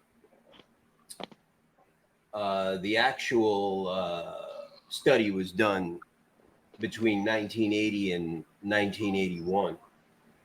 This was a report that was put out almost 1 year after the Motor Carrier Act of 1980 was signed. The Motor Carrier Act of 1980 was signed July 1st, 1980. This report came out a little over 1 year after it was signed. It's a pretty big report. I took this little part out of it. Unlike the railroad industry, there was no general public outcry for regulation of motor carriers. Rather, regulation of motor carriers was a direct result of lobbyist efforts of special interest groups and of economic conditions of the times. This is a report that I have. It's a pretty big report. I wanted to ask you guys about that. What do you think about knee-jerk reaction to political and economic issues of the time? It's similar to what happened during COVID, right? You have a global pandemic. People are being told to shelter in place. And Washington says, these are the new rules, right? Right? We're here to help you. Exactly. And when you go back, I don't know what the ages are in this room, but I remember, I was young. I remember though, Jimmy Carter was dealing with a lot in his administration when he became president. Stagflation, the oil embargoes. He was dealing with hostages. He had a major issue with Iran. He had the Russians starting to move into Afghanistan. He was trying to make peace in the Middle East. He was dealing with a lot. He was dealing with high unemployment, high inflation, just everything. The man walked into a real shit show when he became president of the United States. What do you guys think about that? And this is something that I noticed was in all of the reports going up into, I believe, 1983. The people that were analyzing the effects of the Motor Carrier Act of 1980, it was like they had the same theme. There's no way of telling if this was a good idea or not, because the economy is just so screwed. The political environment and the economy is just so screwed. What do you guys think about that? I feel like it's exactly right. Like, it was definitely just a reaction to a bad environment, and nobody wanted it except special interest. And he wanted to look like he was doing something to fix the economy to win another term. What do you guys think? RJ, are you there? I think we lost RJ. Go ahead. Who wants to go first on that one? I'll go first. Go ahead, Jamie. I think that the Motor Carrier Act of 1980 was what he could hang his hat on. You know, every president has got to have something that they can hang their hat on. Like with Obama, it was Obamacare, the Health Care Act. But every president has to have something that they can hang their hat on. And I think that's what the Motor Carrier Act of 1980 was for Carter. You know, something to try to, for his legacy, because the rest of it was all trash. You know what I mean? So he thought that was the best way he could make an impact and keep his name and immortalized. You know what I'm saying? Was by the Motor Carrier Act of 1980. That is my opinion. I hear you. And you know what, Jamie? Jimmy Carter's a funny guy. I think he's the only president that I can remember where both parties hated his guts. His own party couldn't stand him. and the Republicans couldn't stand him. Ted Kennedy, repeatedly in public, told everyone he couldn't stand him and was going to try to poison everything he did. He was the only president, and he didn't care that everyone couldn't stand him. It seemed like he enjoyed it, and he was just a weird guy, man. Many people think he was probably one of the worst presidents ever, and then other people say no. Mike, go ahead. I see you chomping at the bit there. Go ahead. I'm not chomping at the bit. I don't know who Jimmy Carter is. He didn't even make a name in history other than he screwed my industry. Nah, he made a name, bro. He had his hands in a lot of honeypots. He definitely made a name, bro. You got to read up on that guy. He did a lot. Chris, go ahead, man. Can you hear me? Yep. So Where'd Justin go? I'm not too sure how the economy was at that time. I was only 2 years old. But so I mean I think Mike's right. He was trying to I think Mike and Jamie is right actually. Like he was just trying to fix something to make a legacy. That and he was getting bribed by all the investors. Hey, look at that. You're in two places at once. Yeah, I don't know. As everyone talks about rates, we control rates. The rates they're so low because everyone's moving the cheap rates. If everyone would just say no and sit, it would only take a few days and rates would go up. Just my opinion. Your opinion is exactly correct. You're 100% correct. That would be the normal way things would work in business, right? Yes, you are 100% right. The problem is that who the fuck did we lose now? RJ? Chris. And, we lost Chris RJ. was rubber band, and Chris was rubber banding as well. The problem is that the Motor Carrier Act of 1980 lowered the barrier to entry. So because the Motor Carrier Act of 1980 says that anyone with a heartbeat can come into this business as long as they pay for an authority, you will always have a constant flow of people that do not know what a load board is. They don't know how to contact a broker. They don't know how to bid on loads. So when they finally find out how to do all these things, they're doing loads for $1.25 a mile. And they're getting ripped off by brokers who are trained to find new jacks that don't know what they're doing. That's why a broker won't give you information on a load until he checks out your MC number and sees how long you've been active. If you've only been active for 3 months, he may just give you that load, or he might not. Hey, who was that put that comment up, Mike? I wanted to talk about this other poll. I don't. All right, fine. Hold on a second. It offended me because I've been sitting here 13 hours today looking for a load. It ain't everyone, brother. That's what we need to understand. It's not everyone. Kenneth Thomas. Yeah, it's not everyone, Kenneth. Some of us are sitting and waiting for them. That's what I'm doing. I'm not taking the cheap freight. I can't do it. I can't justify moving my truck for something that's at or below operational cost. So, I'm sitting. I've been sitting since 5 p.m. yesterday evening. And that's the whole hard truth. That's the cold hard truth. That's the reality of it.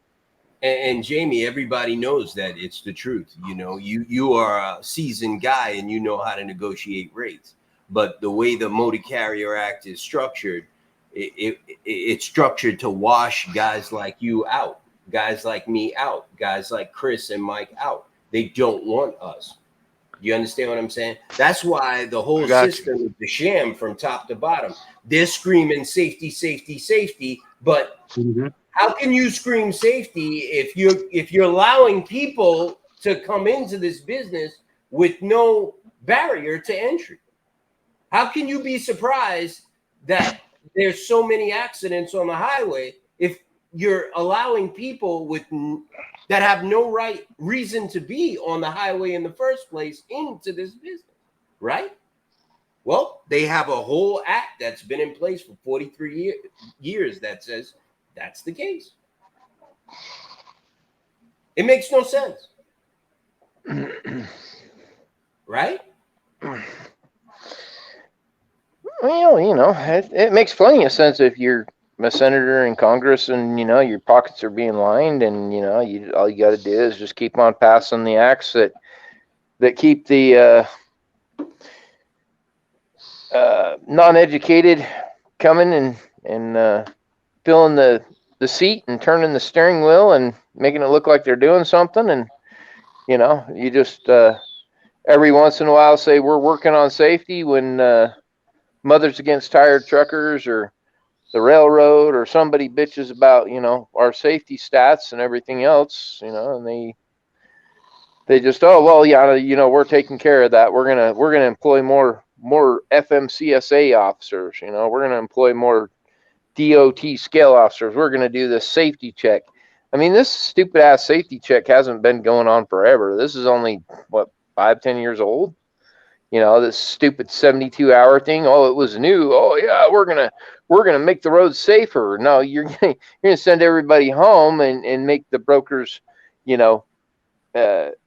scramble a little bit to find drivers. That's all you're gonna do because they know they can't pass. I mean, announcing it. I mean, that's like Trump said. You don't tell your enemy you're coming a year in advance.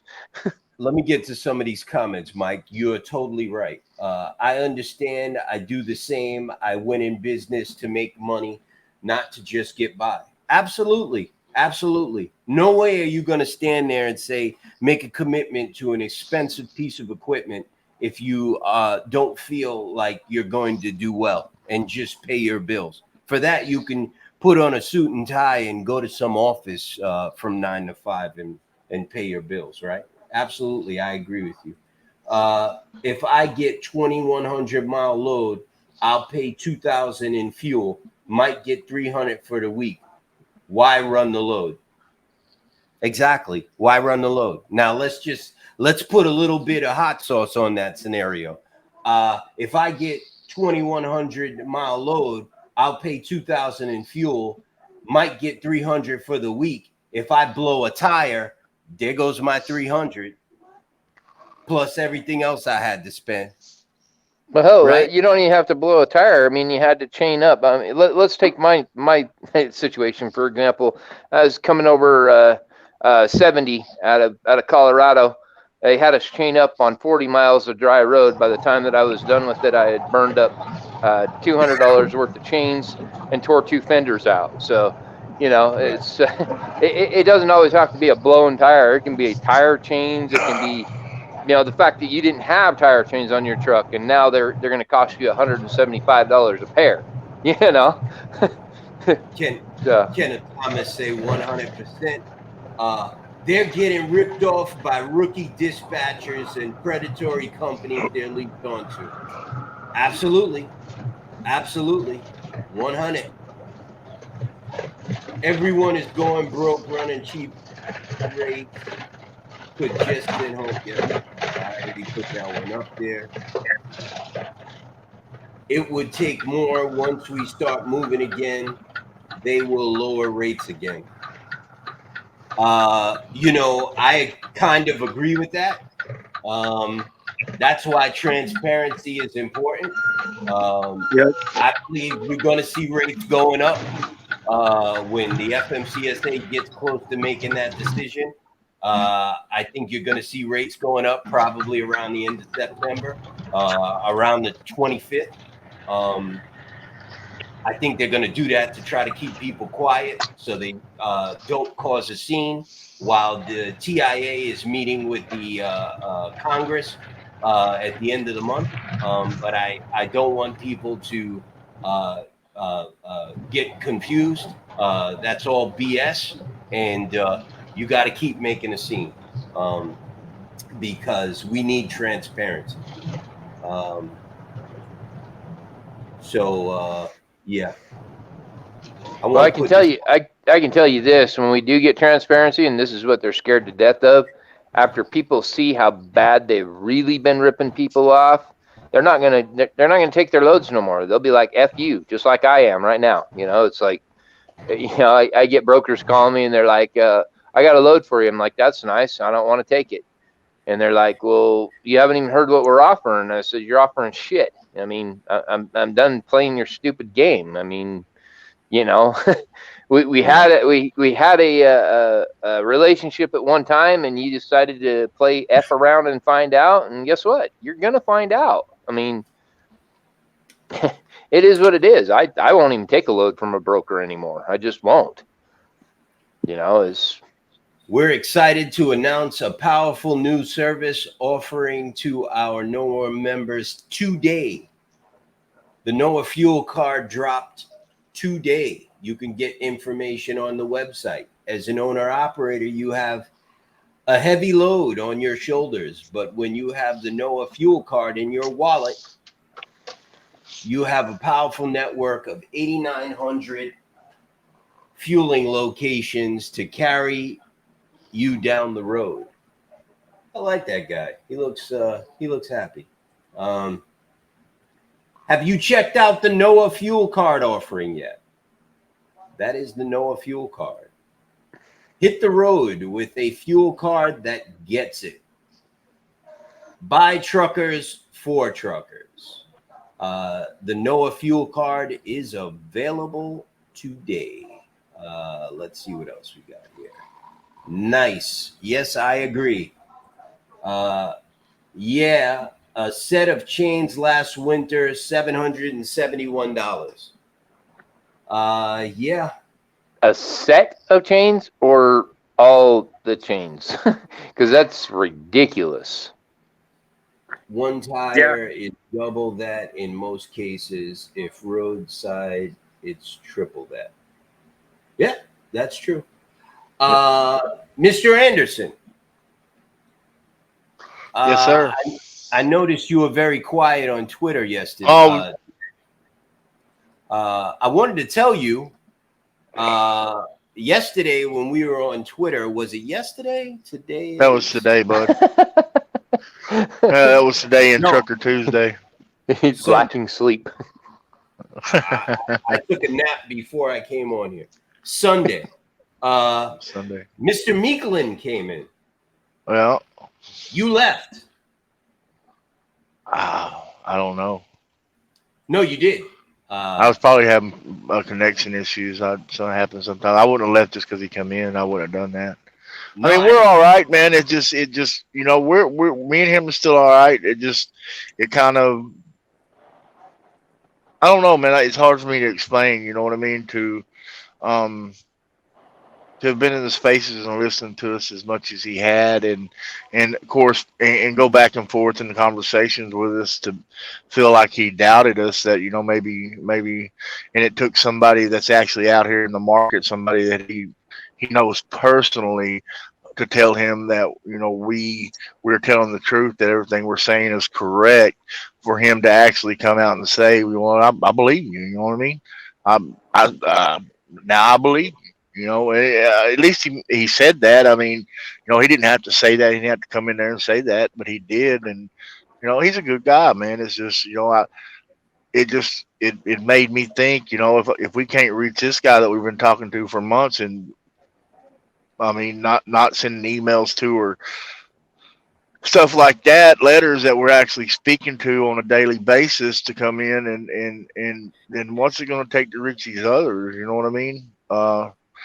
You know, all we can do is tell the truth, you know, and, you know, I understand that the other people on the other side are not going to tell the truth. They don't have anything to gain by telling the truth, and they're going to paint a picture, well, a lot different than what's actually happened or what we're saying, you know. But it made me feel like, you know, that we're not coming through as trustworthy or something. I don't know. I don't know how to explain it, how it made me feel. But it made me feel some type of way, you know what I mean? It made you feel like you were lying. Well, it didn't make me feel like I was lying, because I know I'm not. It made me feel like that maybe I'm not being able to reach across and get across, get it out to somebody else what we're actually dealing with. You know what I mean? Like they still have doubt, and I don't see how we can take it any other way. I mean, we've had people come in these spaces live with us and admit everything we're saying, and then block us and try to cancel us and try to go back and clean it up. And have other people come in and try to clean it up for him. Well, he didn't mean that. That's not what he meant to say, but that's what he said. That's what they said. Once you say something, you can't go back and change it. I mean, somebody else can, but that's the reason why I'm careful when I go into these spaces. I mean, I'm not always right, by no means. Sometimes I may be wrong, but I'm a man, and if I'm proven wrong or think I'm wrong, find out I'm wrong, I'll admit to it. They'll never do that. When we catch them out with their trousers around their ankles, they're going to deny, and stand their ground. And no matter what you do, they're not going to change. They're not going to come out and say, okay, well, maybe you're right, or give any ground, because they know that if they do that, they're going to piss their sponsors off. This is a money deal, and it's a money deal with all them too. It's not about being honest or telling the truth. It's about money. It's about sponsors. I agree. No. I just sent you an email, Michael, the article I was reading. That's the reason why I was so quiet. I was reading an article in Washington Post. I do that a lot. I'll send it to you in an email, brother. It was on my tablet and couldn't transfer it over to Facebook, but it's in your email. It should be. It was a pretty good article. I mean, it's pretty. They lay it out right there, and that's the Washington Post. I'll share it to you on Twitter, bud. I'll share it to you on Twitter, because I don't know why, if it didn't come through. Copy link. I'm on Twitter too. Give me a second. I'm gonna share it to you. Yeah, I am too. For shits and giggles, request them to conduct an audit of 90 days of various brokers from December 22nd through February 2023. December 2022 through February 2023. I think the audit should be done for that whole time period, just so you can see what actually happened, so they can't hide nothing, even in the good times. I would go back as far as last spring. Right.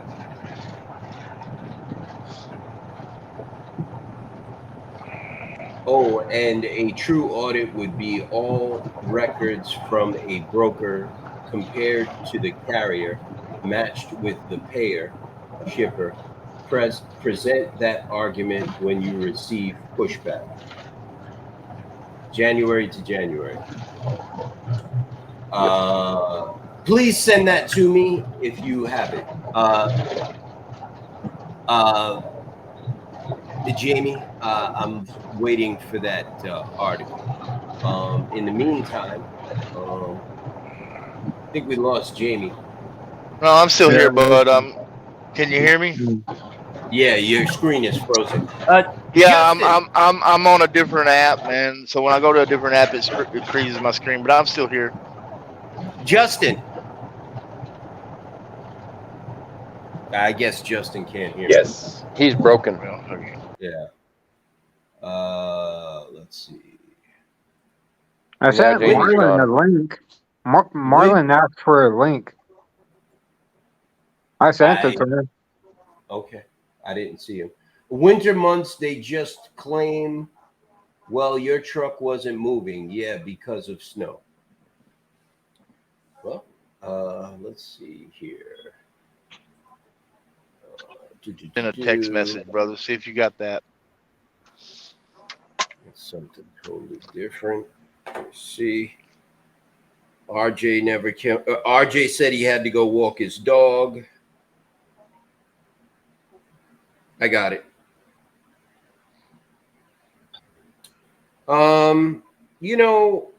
Truck drivers are leaving boom and bust supply chains.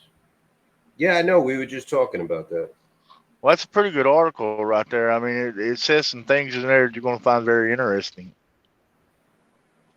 Or I did. It was a pretty good article. I mean, Yeah, they're finding out that what they wanted to happen, everybody leave the owner operator division and go get a job, isn't happening. They're just leaving the trucking industry entirely. Just up and I'm done. And they've done it to themselves, and there's no way they can fix it because you can't just run right out and buy a truck. I mean, people need to understand that. It's 65,000 down to get into a truck. And that's tied to a house. Unless it actually speaks about the truck. Motor Carrier Act of 1980. So, Yeah. Pretty cool, man. Pretty on point article there. I wonder why they're hitting all them topics. Could it be because we've been ramming it down their throat? I'm just wondering. I don't know, but they are, and they're coming out and admitting to what we've been saying. Finally, you know what I mean? They are. Yeah. Well, they're admitting it because they want us to go away, and they want us to think that they've given us our little bone, and as soon as we turn away, they're just going to say, "Oh, well, we have to hold up on that for a minute or three, and 10 years from now we'll hear about it again," right? We just need to keep on pedaling it down their throat until they figure out that we're not going away.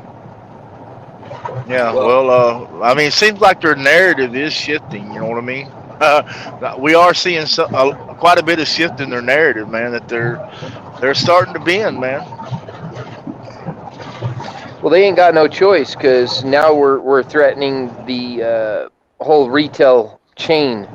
Because I don't know if you know this or not, but I might have had a little bit of a hand in that and telling people, you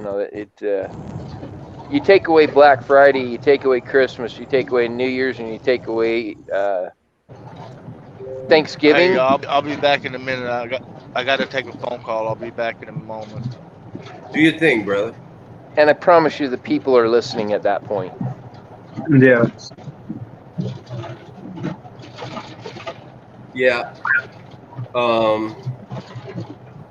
I'm breezing through this article, and he is right. There's a lot in here that we cover. Well, the problem is, Mike, is people don't care unless it affects them. I mean, that's the whole thing, We were talking about it in this space today that, unless it is affecting you, it's knocking on your door. Who cares, right? I mean, it's not my problem.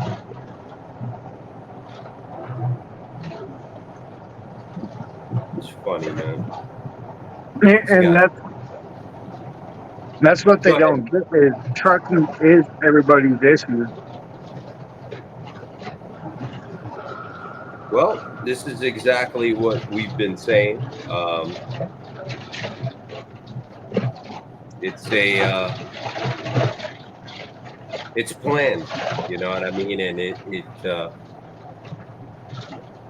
yeah, but we just need not to take the bone. We just need to keep on ramming the idea down their damn throat until they make the change, not give us a bone. I mean, Nope. No more bones. We want the fucking steak. it's Yeah, one I've of those, already hear me now?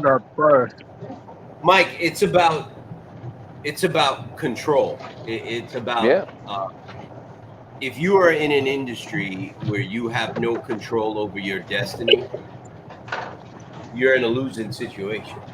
You understand what I'm saying? That's the problem, Word spreads. You want 90 to 180 days. If it's a long period, they'll take 10 years to complete it. It'd require them to collect records from brokers, carriers, shippers on transactions tendered. It could be any group of months. I just put that up as an example. December to February, you have a few shutdowns for weather. Yes, that is the problem, not affecting me. Go get a better job. Okay. They just need to start with January of this year and just go to present, But that's all there is to it. They'll find it right there. I mean, they'll find out that the rates never changed for them. They just lined their pocket a little bit more. I hear it from the shippers all the time. in a situation I can't control except quit.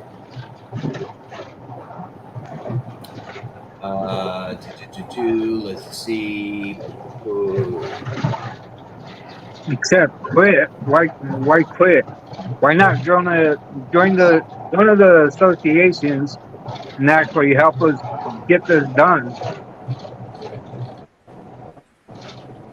Yeah, it don't make no In any sense case- unless they're a broker.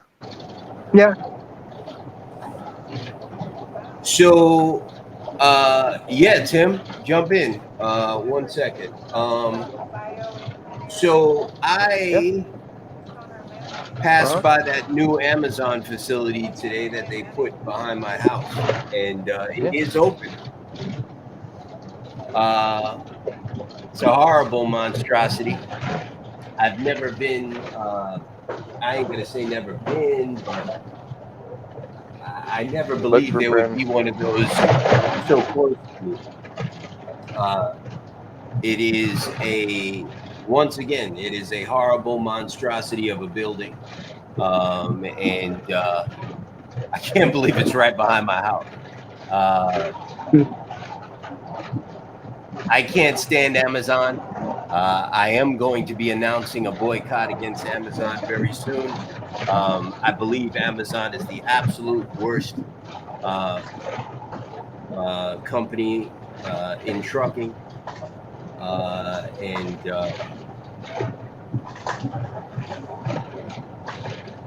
Yeah, that's bad, Blake. Wow. What's going on, everybody? Can you hear me now, Mike? Hey, Tim, sorry. Yeah, I hear you. I was working. I'm reading a text from a member. We're talking about wasted fuel idling. How much did you idle this recently, Tim? How much are you idling? You know, this last weekend I idled a lot. I did a lot of deadhead. You know, I went from Tupelo, Mississippi, all the way up here to Chicago, deadheaded. I made a stopover in Memphis, you know, at Southland Casino, you know, because they have restaurants there. So ate a nice steak, and then the next night I ate all you can eat crab. But yeah, a lot of deadhead miles because I'm not even playing their games. You know, I'm tired of sitting somewhere, you know, trying to argue with them about rates. I probably could have jumped around with little short runs, but I didn't want to deal with that. You know, I figured scoot back up here to Chicago, grab a good load, come back down a little bit, and start working my way back west, get back home. But idle time, I mean, I have a lot of hours on idle time over this last week. I don't have hardly any because it doesn't make any sense to idle if you don't have an air conditioner. Go ahead, Tim. Yeah, I don't got an APU. I do have an air conditioner though, and I got to keep my truck running for that air conditioner. If not, it's too humid. You know, I'm not from this side of the country where, you know, you guys get used to that humidity over here on the East Coast. You know, in these areas, I'm from California where, you know, it gets hot, but not bad humidity. Bro, do those look like eastern mountains over there? No, definitely not. Hey, Justin, are you driving underwater, sir? No, I am not driving underwater. Okay. You know, I wanted to. Curious. Sorry, I wanted to point out also that, you know, this fight, you know, it's not just about you know, the crappy rates. You know, it's about the transparency, of course. That is a big thing, but there's also other things in this whole movement by standing together. You know, we're going to be out of a job or not. You know, our companies are going to go under because we're going to get replaced with autonomous vehicles. Like, so if you're a driver, you're going to be without work, you know, once they start putting a lot of these autonomous trucks on the road. So it's not just about, you know, race. It's about our future in this industry. You know, it's about safety. You know, it's about getting us home at the current time.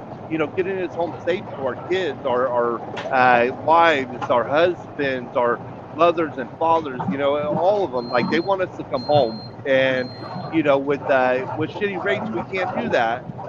You know, we're out here running with bad tires, bad brakes. You know, we're saying, okay, well, you know, I think I could push this another 500 miles on this tire. You know, well, all it takes is it's a blow. You know, new tires blow. So you know, when you're getting down there and tread on a used tire, you know, you might not make it home then, but we're, you know, having to make sacrifices so that, you know, just to, you know, survive and get by for our families right now. But, you know, that could be the point where you come home or you don't. And so, I mean, it's not just about, you know, one thing in this industry that we're actually fighting for. You know, we're fighting, you know, for truckers, owner operators, small carriers, you know, fighting for all.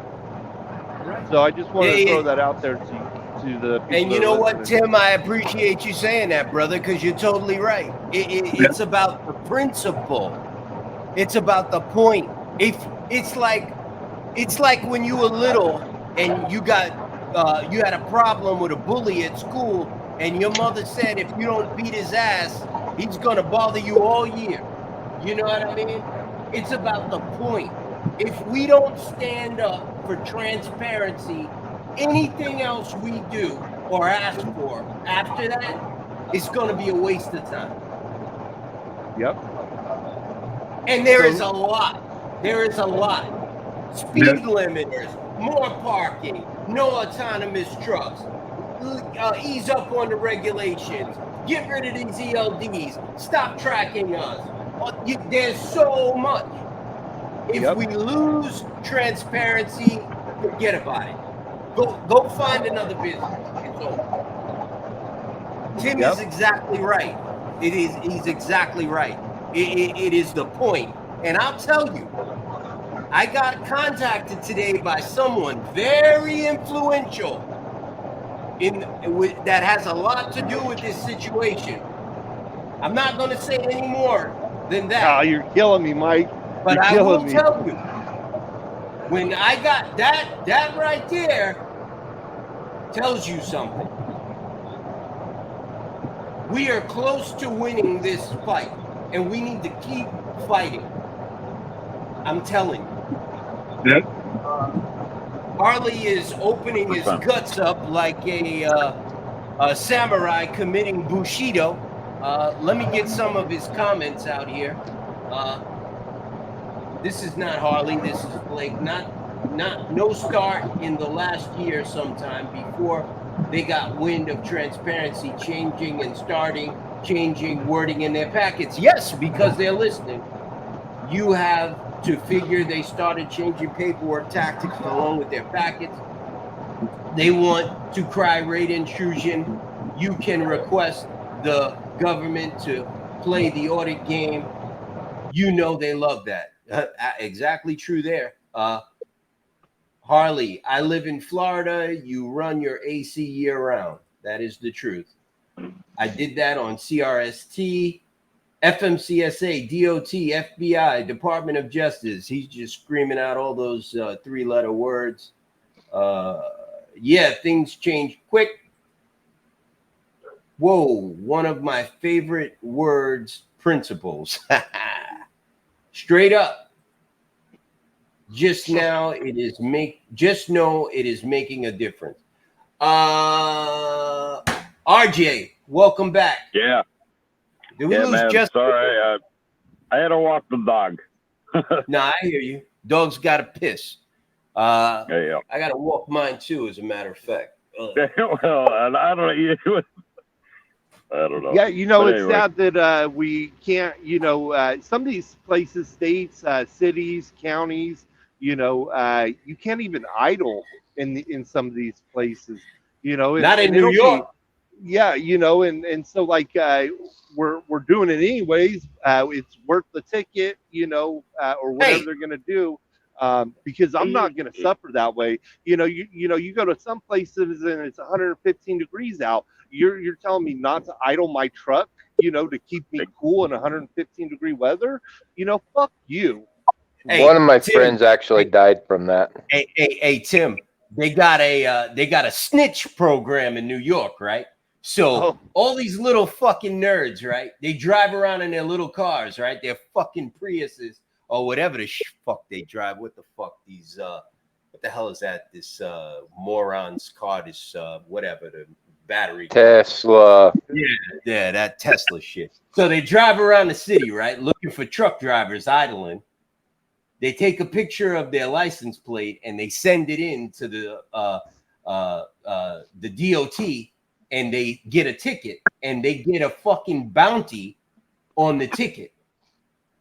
Man, see, that's bullshit. Oh wow! So this one guy quit his job. He was a lawyer. He quit his job, and he makes like $100,000, over $100,000 a year, driving around New York City, taking pictures of truckers' license plates. That's all he's got to do.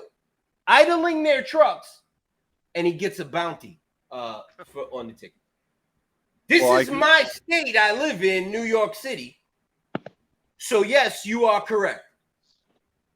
It's they're lowlives. Like, it is what it is. And I say this all the time. Depending on the state you live in, do not let your state turn into New York City. This is the worst state in the country. I believe it's worse than California, Tim. I know what you're about to say, but as far as trucking is concerned, this is the absolute fucking worst state to own a trucking. I agree. It seems like California and New York City try to battle to see who can put the shittiest laws. Shittiest laws. And it's sad because those two places are the ones that kind of set precedent for other states to follow, even though nobody wants it. Absolutely. And they're going to fail miserably. They're going to fail miserably. Yeah. But Tim you know what? Exactly It's almost as bad as this damn booting thing that they got going on, this booting scam. You know what I mean? There's barely enough parking for anybody to begin with. And now you got these freaking tow companies that are going out and just booting you before knocking on your door and telling you got to get the hell out of there, and then charging you $300. I mean, it's just as damn bad as that. But I mean, it's not a cop. I mean, the cop will come up and he'll knock on your door and say, "Hey, man, you got to go." Right. But you got the towing companies. There's a lot of scams going on. So I don't know. Right. You don't even know if it is a scam. I got a grinding wheel for that. Yeah, I was gonna say you got to get a grind. Yeah. Mr. Anderson, go ahead. Y'all remember here a few months back when I was in Georgia and that tow company started pulling all them trucks out of that truck stop when there was no signs up. I was beside myself on that. I called that company and asked them. I told them, I said, "Look, man, they're towing your truck." They said, "What do you mean?" Well, they told me that truck had been there over 24 hours. He said, "No, he just parked there like 12 hours ago." They was towing his truck. I got into a cuss fight with that record driver because he mind your own business. I said, "I am minding my business." I talked bad to him. Wanted to bring something up. I don't know if y'all seen it in the news, but House Bill 3 in Texas went into effect on September 1st. In Texas now, every school has to have an armed officer in every school in Texas. Hallelujah. How about that? That's awesome. Hallelujah. We got that is the best news ever. Hey, did you see the news that guy came out for? He was doing funky stuff with Obama with cocaine and all kinds of good stuff. This country's a laughing stock of the world now. Yeah, we It's are. just Unfortunately, pathetic. it's a damn shame. But I think it's a good deal, man. They need to put an armed officer in every school in the United States, and it would stop these mass shootings in schools. Plain and I'll simple. tell you what, they got them. They got them in Florida, man. I mean, my son's school. I mean, they got SROs in every school in Florida, as far as I know. I mean, everyone I visited, with his football and whatnot, there's always an armed security officer. They got them. My sons, they go to 2 different schools. They got them in my little boy's school. He's got 2 armed police officers, New York City police officers.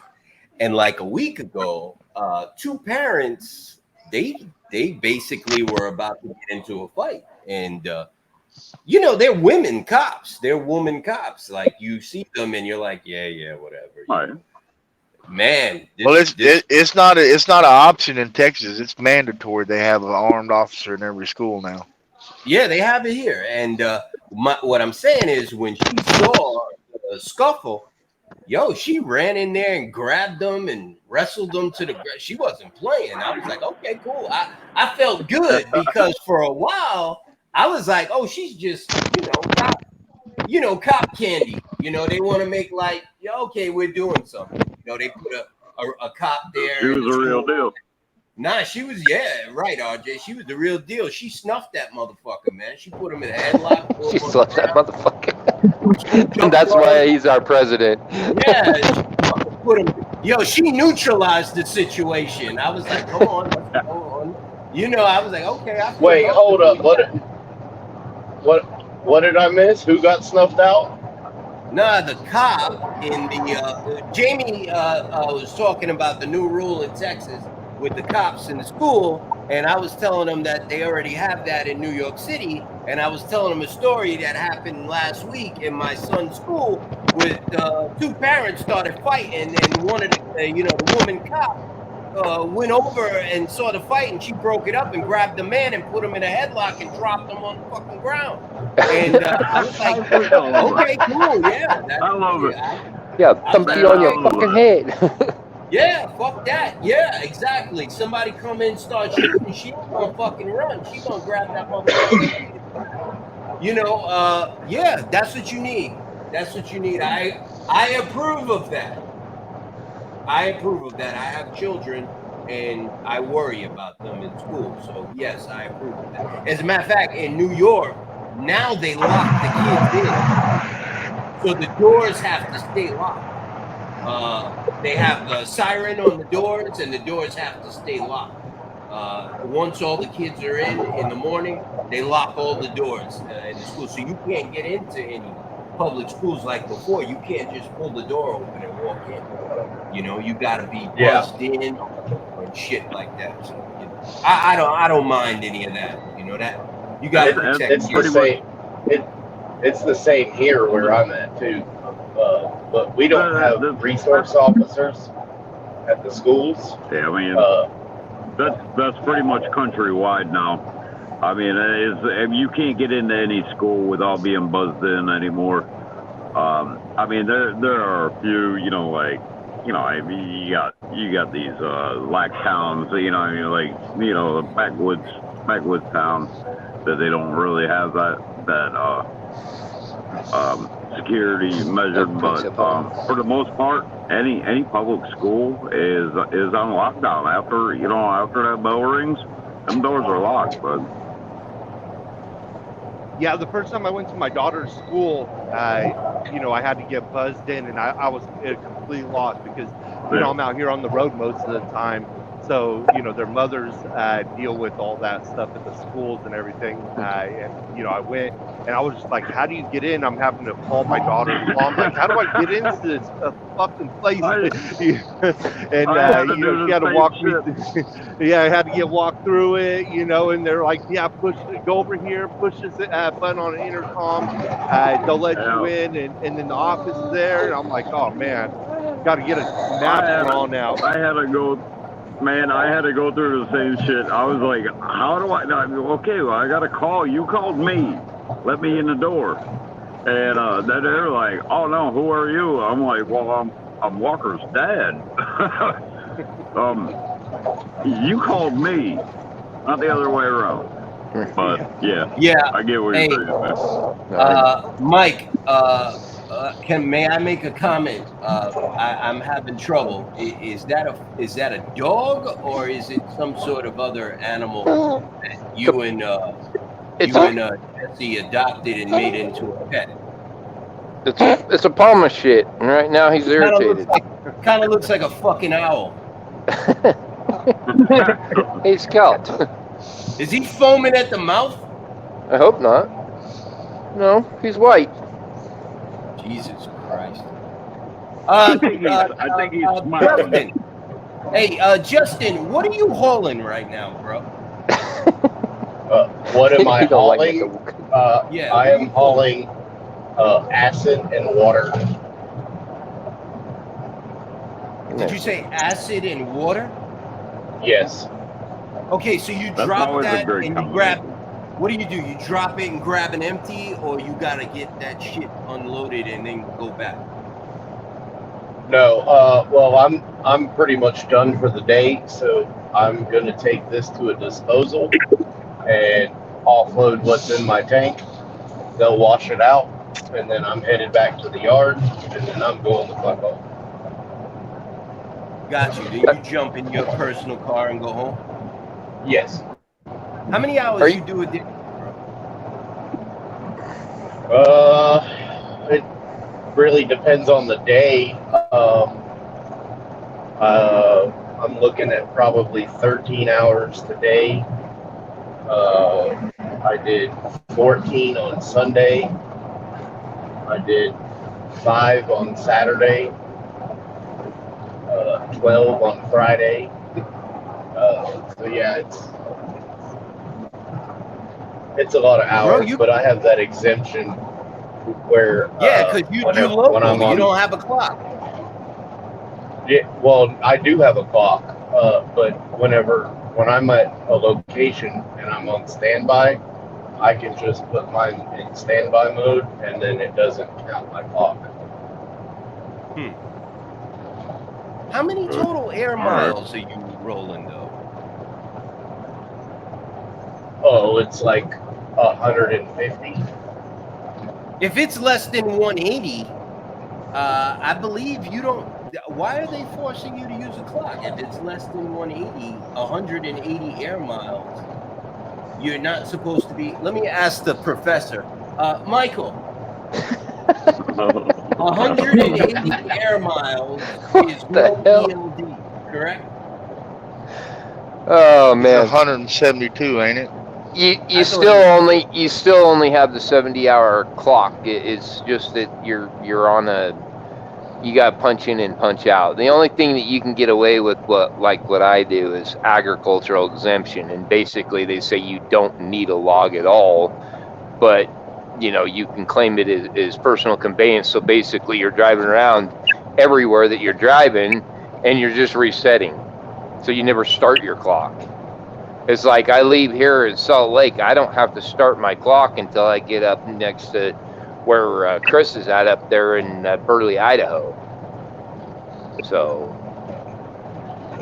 And California is different from that. If you're running in California, if the load originates in California and ends in California, you could run 14 hours or 16 hours on duty, 14 hours driving. Yeah. Tim, you got California plates on your truck? Yes. They don't bother you, right? No. Fuck. I've had 2 inspections in the last going on 3 years. These fucking bastards, man. They don't I got fuck with you because you got plates on California it, too. plates. Yeah, they tell you. Yeah, they see a white guy in the truck with California plates, and so I they're like, yeah, we're not gonna. bullshit. Fucking California. Yeah. They're looking Oh, for yeah. the Pakistani people, Mexicans, those types. Me too. To fuck with. Me, they really don't mess with me. Going through California, and my pre-pass, I got pre-pass and drive-wise, and both of them I get green lighted through everything. And I barely got those 2 inspections all within the last 6 months. That other time, never, not once did I ever get pulled in. You Not for nothing, but I got California plates as well too. And you know what? They look at you look at me. Come on, man. Do I look like I came out? I may look like I came out of the hills of California, but They're pulling you out of the truck looking for a pot pipe, man. I'm telling you. They ain't gonna find one. They find a bulldog. I usually roll the window down too, just to make them aware. Okay, you're gonna have to yank me out of the truck and get the dog out of there too. Yeah, see, years ago, they, when I was still on parole and probation and everything, they would hit my truck though. They would pull me in at the agricultural inspections, and they would, or in trucking, they would pull me in the scale right there, and they would hit my truck, trailer. They would run in 15 cops deep with 3 K9s. And they would send 2 K9s into the trailer, one up inside the sleeper. They would mess with me pretty hard. But I was a company driver then. Tim, that's because of your fucking jacket, bro. Oh yeah. That's because of your jacket. I'm not going to get into it, but you are a bad fucking man. They know who to fuck with. They ran that plate and said, okay, yeah, we got to give this guy the business. Marlon, John, how are you, sir? Welcome. Good, buddy. How you doing? And I'm sorry about the space earlier today. I was down in an area and I lost the space. Yeah, we were talking about that. We just crashed. Fuck out. We did something right. They said you're done talking. Good, man. That's the end of you clowns. Enough of that shit. Enough of that down with the government shit. You're out of it. So, Marlon, I saw Tim. Thanks, brother. Marlon, I saw the picture of the airplane with the MAGA mission banner on. Yeah. Yeah, that was nice, man. Can you tell everybody about that? How that happened? So, me and Warrior had decided to go down to Florida to a Florida State Summit on child trafficking. So we've been talking about, child trafficking for months and months and months in our spaces.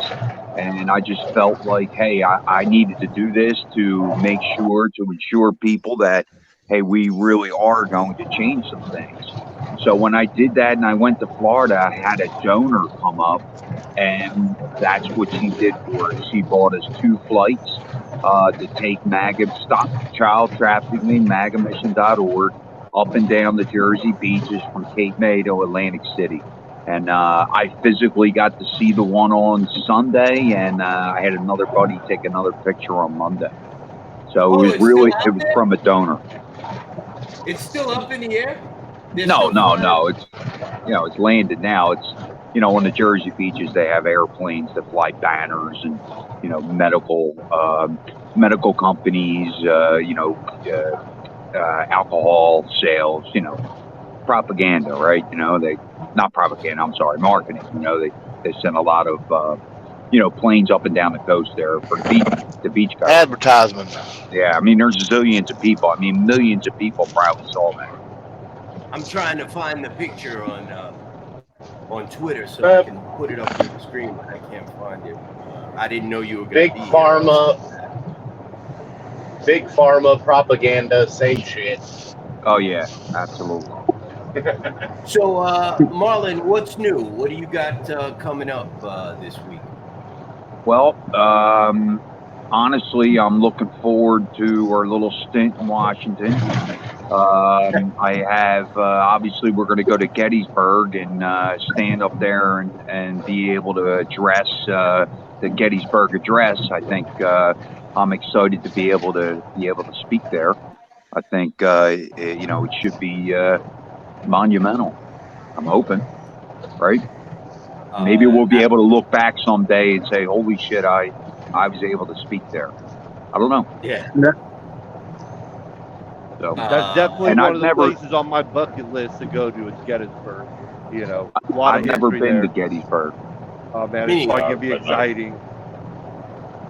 Yeah, I'm looking forward to it. When is that? Gettysburg is actually pretty cool. I'm from Pennsylvania, so Gettysburg is actually a pretty cool place to visit.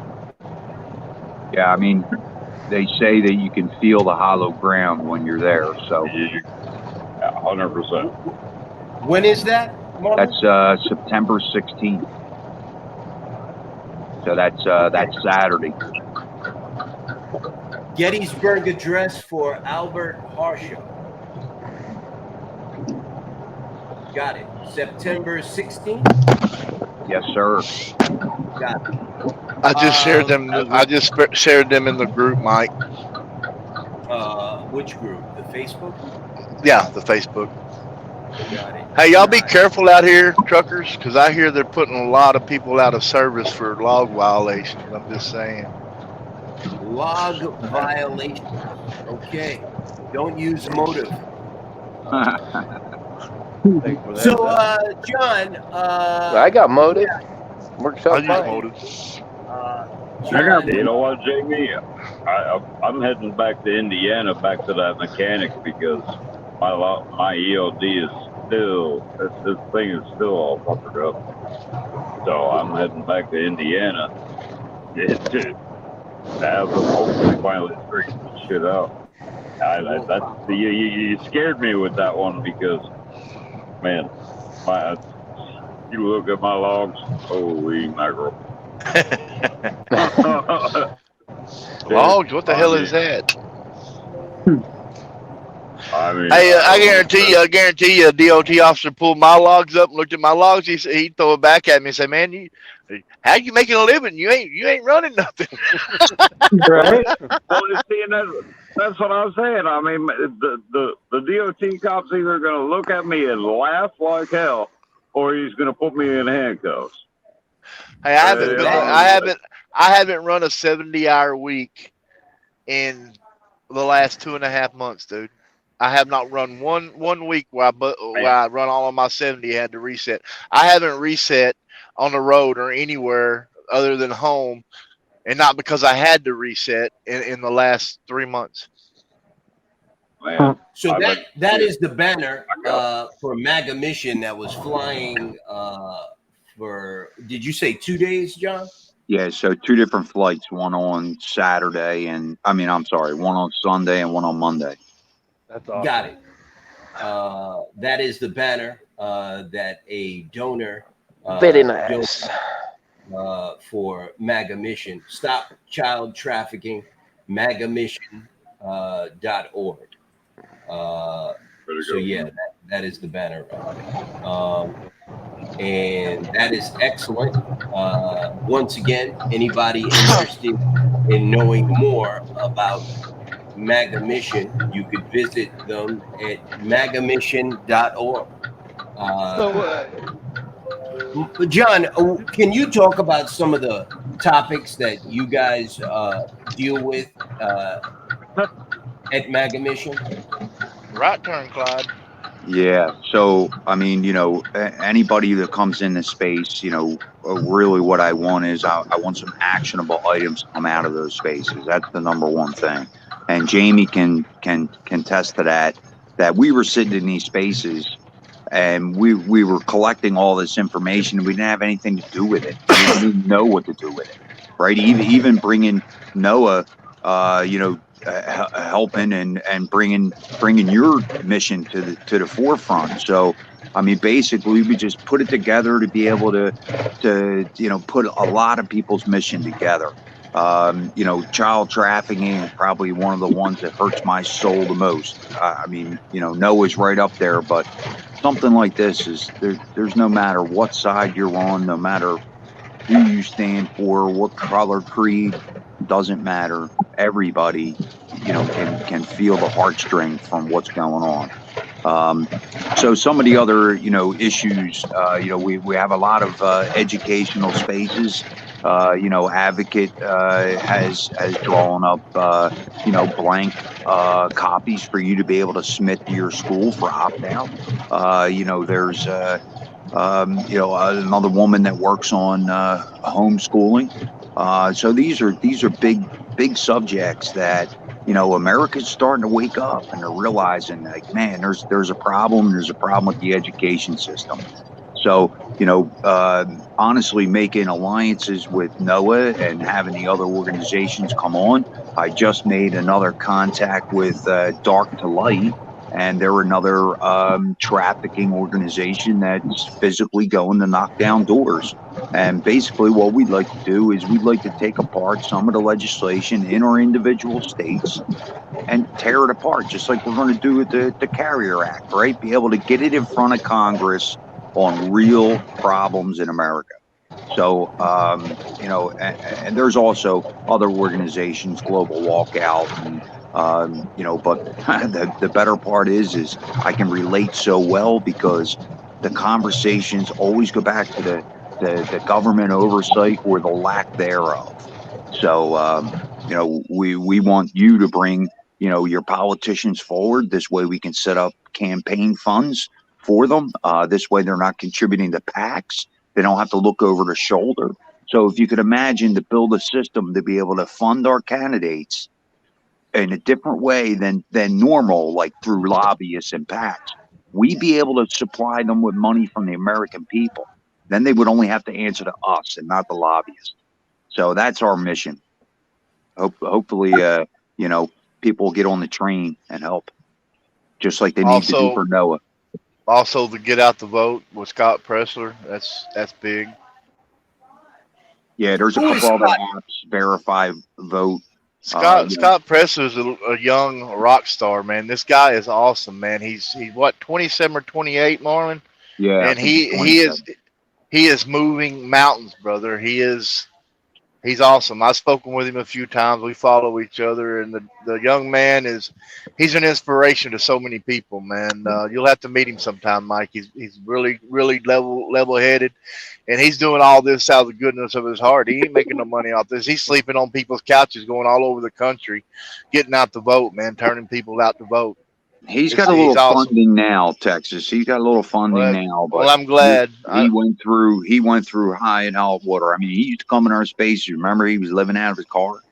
Well, he was living out of his car, going all over the country, and people let him sleep on the couch or camp out at their house. And I mean, he was just going all over the country working to get out the vote. I don't know how many followers he's got now, but he has really come a long ways and done a lot of good for getting out the vote for the Republican Party, because that's what it is. The country is pretty much red, most of it, except for your inner cities. But the old country folk, man, they all got the mentality where, I can't change nothing. That don't matter to me. I'm growing my crops. I'm out here hunting my food or growing my cattle. And, that's what's killing the country is people not voting. It is everybody's responsibility, everybody's duty to go vote. If you don't vote, then don't gripe about it, plain and simple. If you've got a problem you're working on and you don't reach out to your congressmen or senators, you've got no right to gripe. You should just sit back and be quiet then at that point. 100% agree with that. I mean, I'm from California, and there's no way that state's going to flip back red, and I still vote. It's just, you got to do it. It's the American thing. It's the American way. Got you. Tim, you are correct, sir. John, you had an issue in New Jersey with wind farms. Whales were showing up dead on the beaches, and you were able to help put that on hold, at least for now. Can you talk about that? Well, as of Wednesday, some of the investors through Orsted and some of these wind projects started pulling out. So last Wednesday, they had a horrible day on the stock exchange. They lost about $8.5 billion in investment. So basically what that did was that priced them out of the market. And now they're going to put the wind farms on hold until 2026. That's a big deal. There's also a lingering issue out there that, hey, they're going to lose their $250 billion tax credit they were supposed to get. So there's a lot of money at play here, guys. That's why a lot of these conversations go back to the same thing. So, got it. It's a great move for New Jersey, and it's a great move for America. Harley Kelchner says child trafficking, missing persons, human trafficking. I'm there. How do people find out more about that, getting involved with that and getting active through MAGA Mission, John?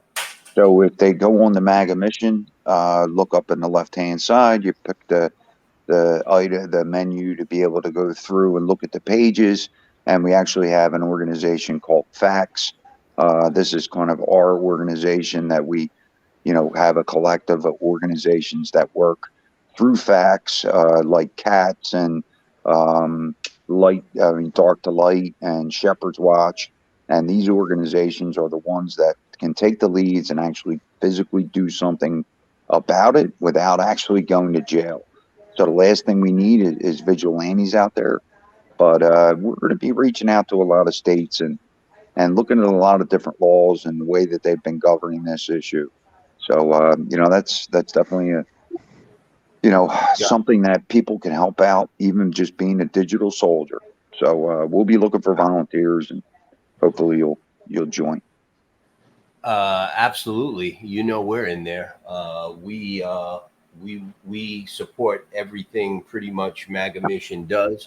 You guys have been a great supporter of NOAA. I can tell you, you brought up this meeting in Washington. I got an email from a pretty influential individual that wants to meet me in Washington when we get down there. I've been trying to get a response from this person for a while, and he finally responded back to me. And I'm not going to say much more about it than that, but I will say that I am hopeful about this meeting. And it looks like NOAA is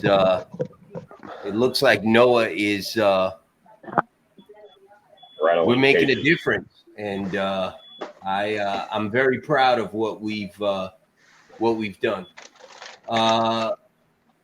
It's going to be an interesting one. Haven't heard from you in a while, Chris. Any comments? No. I mean, I'm glad, John's got the windmill project put on hold. That's a big win. Well, I can't take total credit for that, guys. I mean, there's a lot of people that were working out in front of us, so I can't take credit. Maybe we made some awareness, and like to Mike's point, they're listening. So maybe just us bringing it up and talking about it made the difference. So Exactly. I can't take credit. Well, I've been nailing them on that too. I promise you, I've been nailing their ass to the wall on it, brother. It's like what we've been doing. Like, when you think about it, it's like what we've been doing, like telling people to write their congressmen and their senators. You know what I mean? Like, they are listening. People are jaded, and I understand. You have every right to be. I am.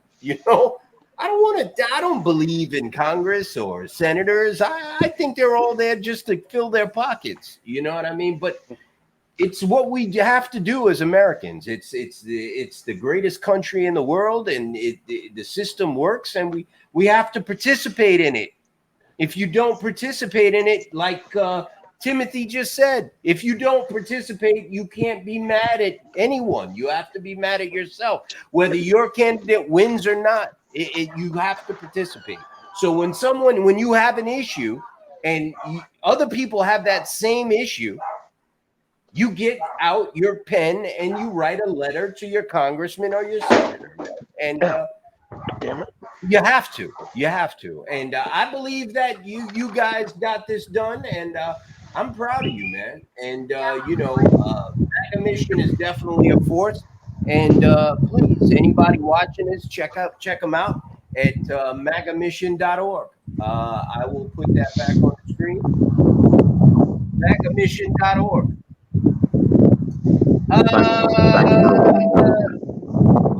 That was Jamie. That was Jamie that I was saying I agreed with him, but and shared a little bit extra. But that was Jamie. It don't matter. We're all in the same boat, brother. We're all we're all orange for the same team, bro. Give lost credit John. where credit's It due. ain't. It don't matter who said it. We said it. We all stand for it. You know what I mean? That's the important thing about what we're all doing. United. It don't matter who says it, as long as it gets said. You know, we can all take credit for it, brother. Yep. We keep losing John. Hey, Mike, ADD, are you under the table? No, I had to go get my gun out of the truck. I forgot to get it. My firing Ah. pistol. You got your gun in the truck? Yeah. Is it Also have a is it concealed good carry. man. Is it a 357 Magnum? No. It's not. It's a It's not a it's a dirty Harry. 45. It's 45. Oh, that's a little girl 45. Yeah, just a little girl 45. Oh, Not a real. That's one of them plastic 45s, bro. I Mhm. thought you were gonna say you had a real 45. That's one of them Yep. new He 45s. doesn't exactly resemble John Wayne. So. No, I like Jamie's There's mine. 45 better. Hey, Jamie, That little sucker right there, bud. Yeah. Yeah. I bet. Hey, Mike, I bet Jamie's is more effective. Probably. Hey, you get out your truck with this, they're gonna get somewhere, brother. Yeah, they get the point, right? Yeah, you get out I got with one this, of those they too. gonna get somewhere. That's Yeah, aluminum. Honestly, I think if Yeah, I got one of those too. honestly, Jamie, I think if you just got a truck, you get somewhere. Oh, brother, I've had a bunch of them. They want to talk Hey, shit, want to pull up and jump out. When I step out, man, they got to climb back in their shit. Where'd you go? You know what's funny about most people that want to call shit is when anybody climbs out of their truck, they don't want nothing to do with it no more. They just want to. It's like a radio damn Rambo. Hey, You know, Kenneth, they don't know what the old school gang does. You know. Hey, Kenneth, I agree. It don't matter what the fuck, where it's made. You don't want to be on the wrong side of it. Hey, John, I'm glad I got you here. I want to talk to you about a topic that MAGA Mission covered a few months back. The 80% stock pistols. I'd like to talk to you about that. Can we talk about that or no? Or do we need permission from some state government or something? No. Ask your question. Go ahead. All right. So what states are these things still allowed in, or if any? I know we used to be in the United States of America, but what states are these things allowed in? Fuck me. So Are there a lot? you're talking about a particular gun? So The kit, the 80 kit, the 80% kit. Is it 80% build kit? You know, there's a lot of laws around that, and each individual state has their own. I would think that New Jersey is totally against this ghost gun category. This is kind of the same fight that Walker Anderson is fighting in Minnesota, not having serial numbers on barrels and, you know, a fine line that you're kind of, you know, walking down. So you would really have to contact each individual state to find out the law. New Jersey's a definite commie state, so is New York. So I could imagine that there are problems there. So Yeah, There's still gunslingers down in Texas, y'all. They got a little irritated when people started using 3D printers to make firearms. They got a little irritated about that. So I buy this kit. It comes with a jig. Is that correct? And I make the necessary modifications to it. And what do I need to do now? Buy a slide for the top of it, or what? How does that work? Well, I've never done it myself. Just from friends that have built them, AR platforms, a bunch of different calipers. So you know, I have a little knowledge of it, but it's definitely not my wheelhouse. Got you. But if I just have the kit, that's not considered a weapon. Is that correct? Well, again, you got to go back to individual states and laws, and you know, Mike, I don't know. Gray subject. Okay. It's Is called this back a on weapon? cover and dying hiding. It can be if you throw it hard enough. Okay, but can it fire a bullet? This I is mean, the you same get as an 80% kit. If I get this in the mail, it's not a weapon. But if I make modifications to it that makes it be to allow it to fire a bullet, then yeah, it's a weapon. Am I correct? Yes. I don't know. Am I correct? You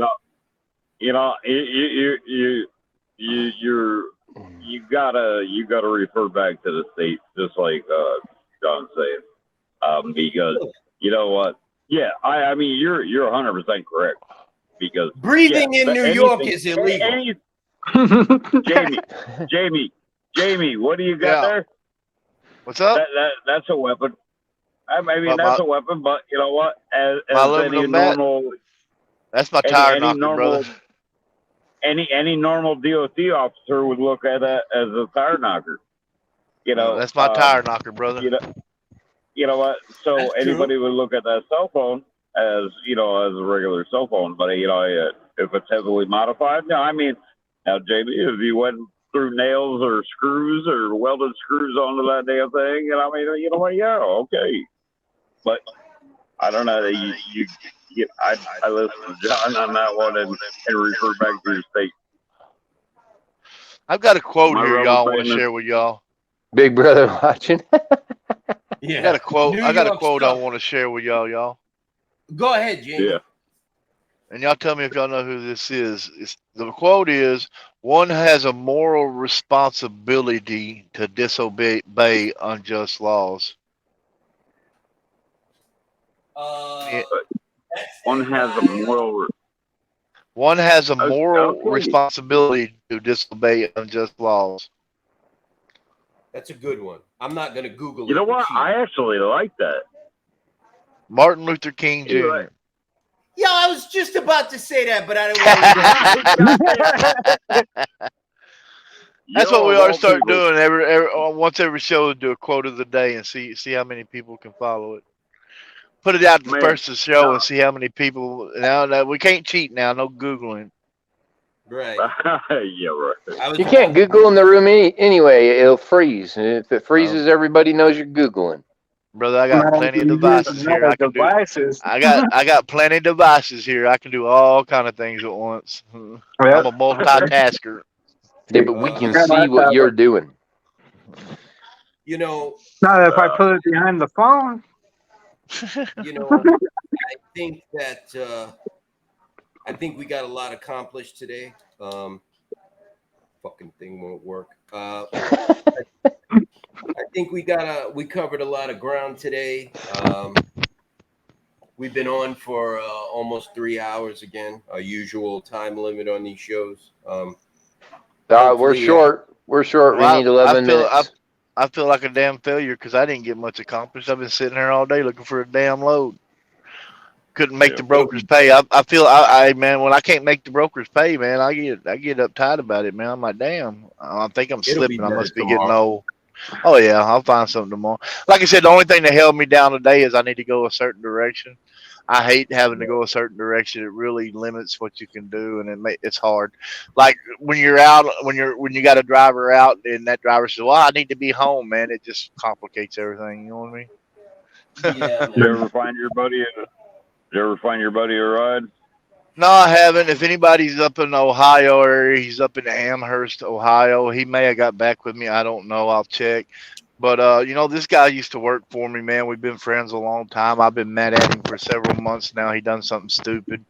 But he's really a good dude. He's got some issues that he's working through. But he was my understanding was he had took a job running dogs for a person in a Sprinter van or something, and I don't know what happened. He got up in Ohio and lost his ride, and he stuck up there trying to get to Dallas. That's what I put in the group. If somebody can bring him down this way, I look for something going up there today, but I really can't go that way until I get this tire changed. But I've actually picked up this guy all over the country a couple times where he got out and ended up without a ride, and I'd go pick him up and we'd run teams and I'd bring him back home. He's a good dude, man. He's a friend of mine. you know, he's got issues as far as, you know, I'm not going to go into, but he's really a good guy. He's got a good heart, man. He's one of them souls that just have a problem getting it together. You know what I mean? He's been driving 30 years. He's been driving 30 years. His dad owned a trucking company, and he owned a trucking company at one time. He's just going through a rough time, man. So if anybody can help him out and get him down toward Dallas, Tim, I know he says if I can get him over to St. Louis, that he'll pick him up in St. Louis and take him to Dallas. I don't know. I haven't heard back from him, but if anybody can help him out, you know, that's what it's about, man. When, you know, anytime we can help somebody else out here. You know, I had a lady pull up to me today, man. I'm sitting here in my truck, just minding my business, and an older lady, she was probably mid-60s, pulled up beside me here and jumped out of her car and come running over my truck. And I'm like, oh, what's up? She's like, I need help. I said, okay, well, what do you need? Well, I guess somebody adored her car and messed her mirror up, but she had a piece of trim down flopping. I guess the wind was catching it and flopping, and the liner around her door down there was leaking air because it was out. I got some double-sided sticky tape. I got out there and cut a piece off of it, cleaned the metal and the rubber around the door, and, you know, put that double-sided sticky tape on there and stuck it back together, and then zip tied that piece of trim that was hanging down, catching wind up for her. And, you know, she had went down to Louisiana to see her grandkids, and she said she got down there and her grandkids took her wallet out of her car, so she was broke. She didn't ask for no money or nothing. She was just looking for some help because she was worried about her car. But, you know, I helped her get her fixed up and get it on the road. You know, if we can help somebody out here, man, you know, that's what it's about, man. And, you know, Fuck is that noise? take the time to reach out to people and talk to people and help people, man. I mean, that's what the world's lacking, is a lot of that today, you know. Used to, man. I mean, of course, now we can't stop on the side of the road and help nobody broke down or nothing like that because we're on the clock or there's too much traffic but if I can stop, I do. You know what I mean? But, you know, if we have the ability to help somebody, then you know, we should. Jamie, where is he? And where does he need to go? Last I heard, he was in Amherst, Ohio, which is just outside of Cleveland. He was trying to get to Dallas. Let me see if he's replied back. Let me look at my Facebook. I don't know. He was saying somebody was talking about putting him to work. Now I'm not putting I'm not giving him a reference to go to work. Don't get it messed up. That's not what I'm doing. He pissed me off and done something stupid in the truck and got put out of the truck. And you know, that's not what I'm saying. I'm just trying to help the guy get home. Like I said, he is a friend of mine, and I may be angry with him or still upset with him, and he's done a couple stupid things that's hard for me to get over. But that don't change the fact that he's my friend, and you know what I mean. I can be mad at him, just like, you know, we're all brothers here. You know what I mean. And you might piss me off, but you know what? I'm not going to just turn my back on you. You know, I might be mad at you a few days or whatever, but I'll get over it. I mean, Mike, you cleaning that piece of junk? Yeah. Keep it clean, because it's a piece of shit. It'll probably get jammed and missed. Yeah. I have never had no, it's an XD. It's a Chinese 45. It's an XD. Tim, they're making you wait, right? You know, I just got loaded and got my paperwork, but the way that they got this paperwork, they didn't put it in order, so I had to make sure, I'm making sure that all the papers are here, you know, and hopefully I'm loaded right, because they sealed it and had me wait, you know, for the paperwork. But the way that the paperwork reads is I'm dropping Dallas first and then St. Louis, but they said no, that they loaded me St. Louis at the tail, so I just had to make sure, you know, with the paperwork. They loaded you St. Louis at the tail. Okay, yeah, that's right. Yeah. That would suck to get out down there and have to go over to Dallas and make St. Louis. Yeah. You know, luckily it's, I mean, I think I got 8 pallets on here. So, you know, I would tell them, like, no, you guys have to remove it. If it's your stuff's not at the tail, not my problem. You know, I've been to shippers before that had that happen, where they would not touch the other customer's product, and I'm like, dude, what do you want me to do? I've been in that situation before, and it sucks. Because they'll tell you, we can't touch another person's product. What do you do? Yeah, Yeah. no, I get that, but I'll grab a pallet jack and I'll pull it out myself, And they won't let you on the dock anymore to watch them yeah. load. You know what I mean? So Most time, yeah. So they, RJ, they would have to compensate me Yeah. then for it,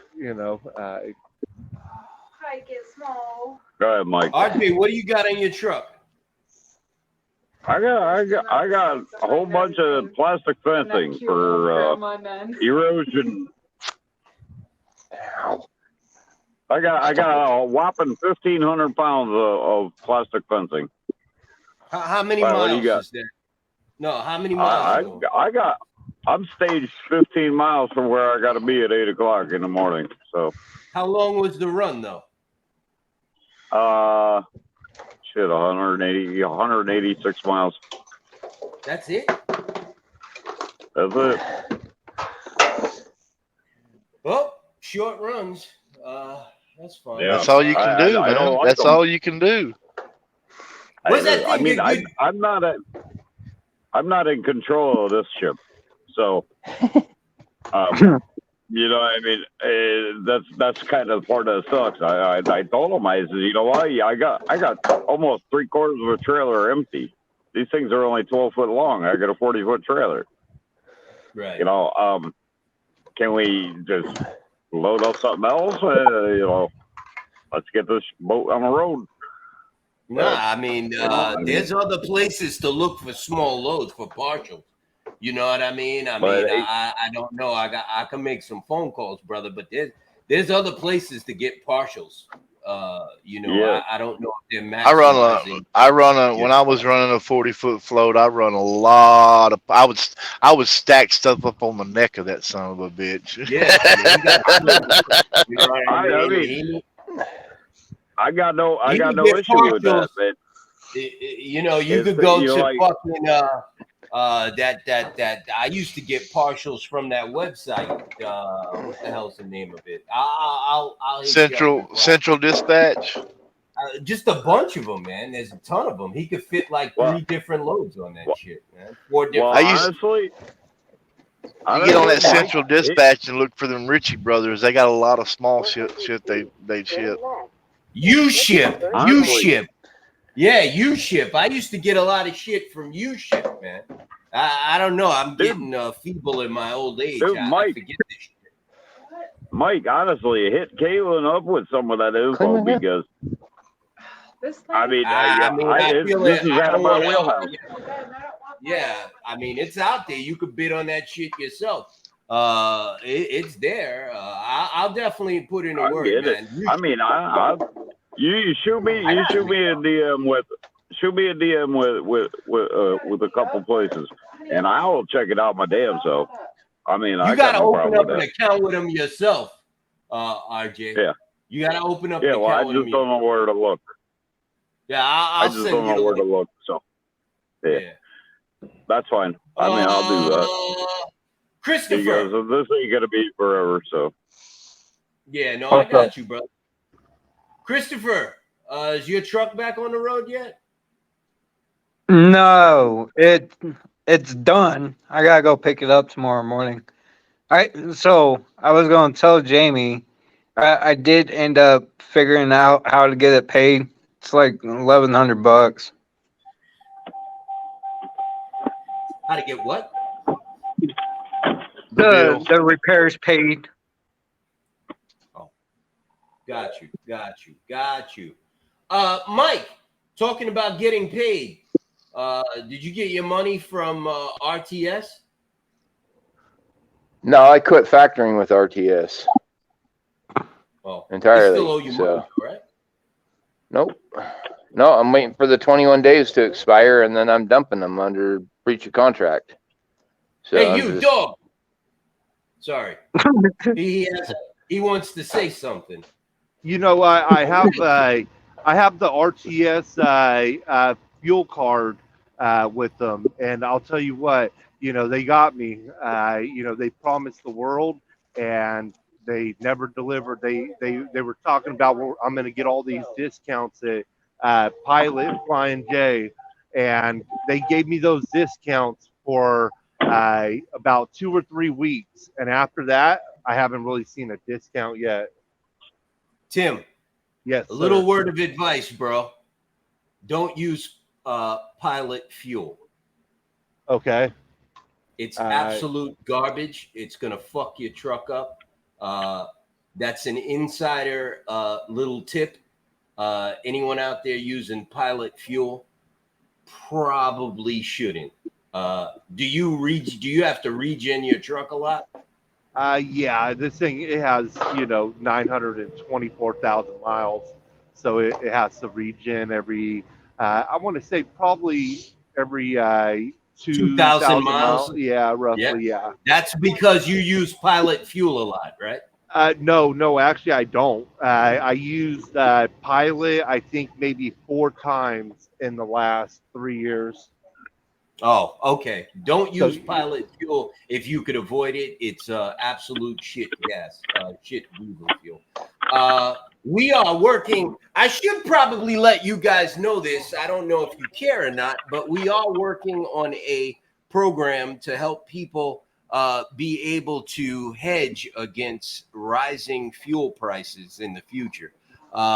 This is a program that we've been kind of working on for a while. Toying with it.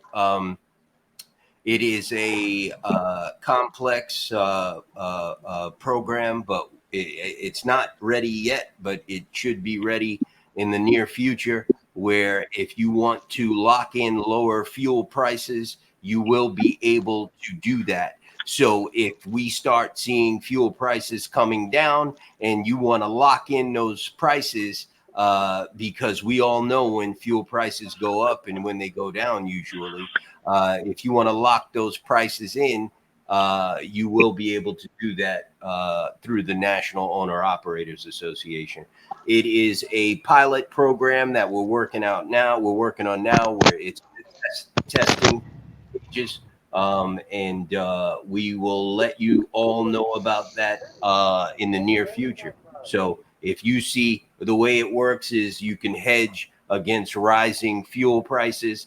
So if at any point, which we think the any point is going to be the first quarter, somewhere around the first quarter of 2024, you're going to see fuel prices dropping down close to the $3 range. If you want to lock those prices in, you can. And when they start to go back up, you'll be paying that rate instead of the higher rate. I mean, you'll still pay the higher rate, but you'll have the hedge there to offset the higher costs that you're paying in the future. So that is a program we're working on now, and it should be available. I don't know when it'll be available. It's in the testing stages right now, but we should have that available in the near future. That's going to be really good right there. Is it going to be linked with the fuel card? Absolutely something not, separate? sir. It is something separate. Okay. It is $3.99 a gallon right here, right now in Brookhaven, Mississippi, at a Shell. I think when I went down to Tupelo, the cheapest I was able to get it was through Mud Flap for $3.83. Well, So you use the mud flap. All right. I use Mud Flap. I have Yeah, Mud I was Flap, using Mud Truck Flap too Smarter. before I shut down. Yeah, I've run a few different ones. I have the RTS, I have Truck Smarter, and I have Mud Flap. Okay. But do All right. you have this one? Not Hit yet. the road with a fuel card that gets I it. do not have that one. I will Hit be the getting road. that Do one. not. Hit the I keep road with begging the them. fuel card that gets it. Go ahead, RJ. I'm just sick of hitting the same damn Lowe's truck stops all the time. You know, I mean the fuel is. I mean, I don't know what kind of discounts this man's getting, but at the same time, you know, I could find fuel a hell of a lot cheaper, and you know, it's just a hell of a lot more convenient to have, you know, a card that I could use pretty much anywhere with deep discounts card- and, you know, perks This card you could all use over the anywhere. place.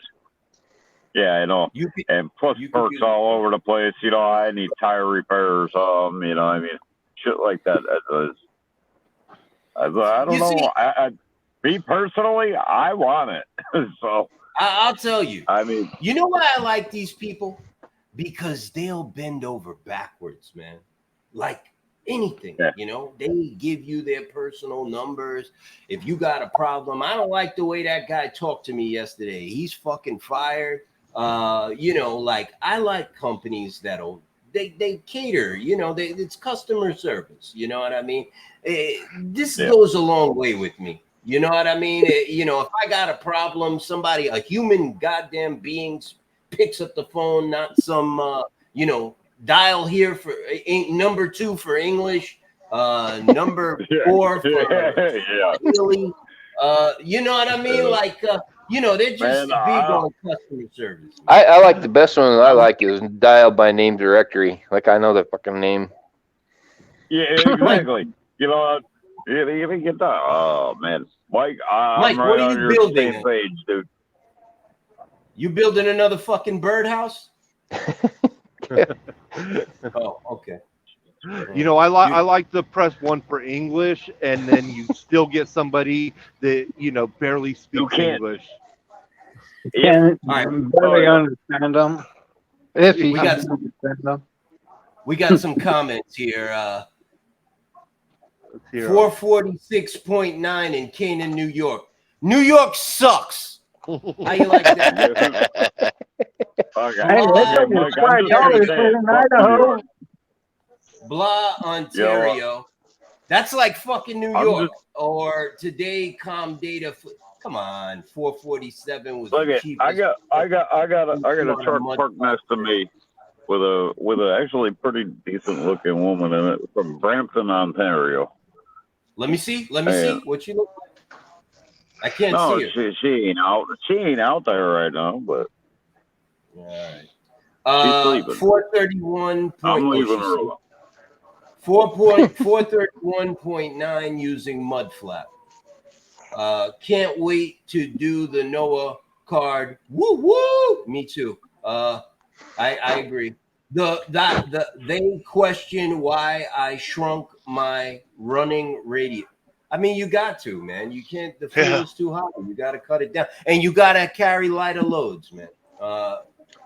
Can't wait to jump to Noah. Period. I love you. Me too. It does. It does what, Kenneth? It does something, bro.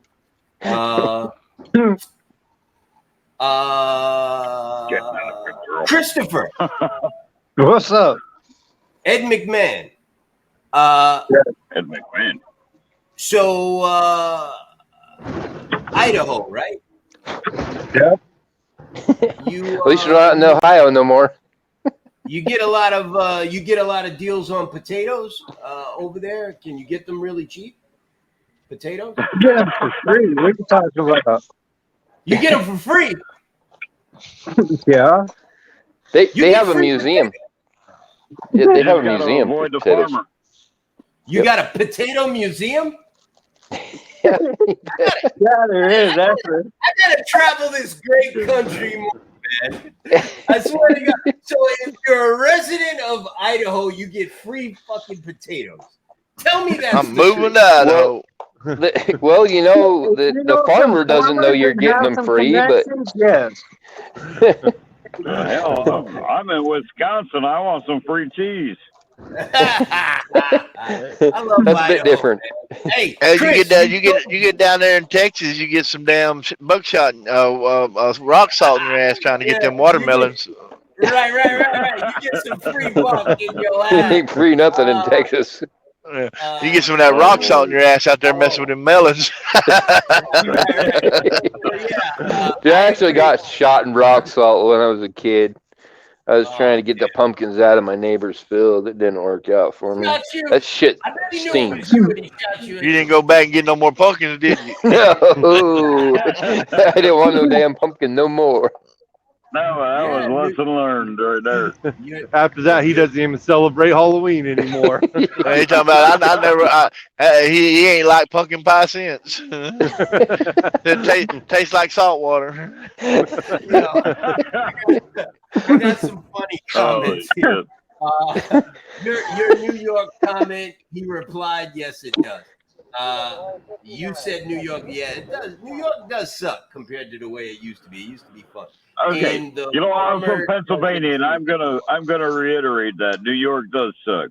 It does. The farmer doesn't see you on the side of the road as they spill off the truck. So the potatoes spill off the trucks.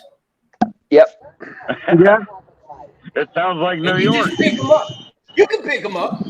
Hey, you see that Yeah. in Oregon all the time, man. No, Onions you're and driving behind a potatoes. potato. You're driving behind a potato truck. You better watch out. That shit will fall off and hit your damn Yeah. truck. I'm not even Yeah, kidding. Yeah. Yeah. And they're like, Yeah, they'll bullets. put these in your car, fucking crack your windshield, break the windshield. Yeah, dude. Yeah. You insured That- against They're like- potato incidents? Sorry, Well, wrong. so they file it under what's it called? It's like the act of God. I got hit with a fucking potato. Oh, shit. I live by.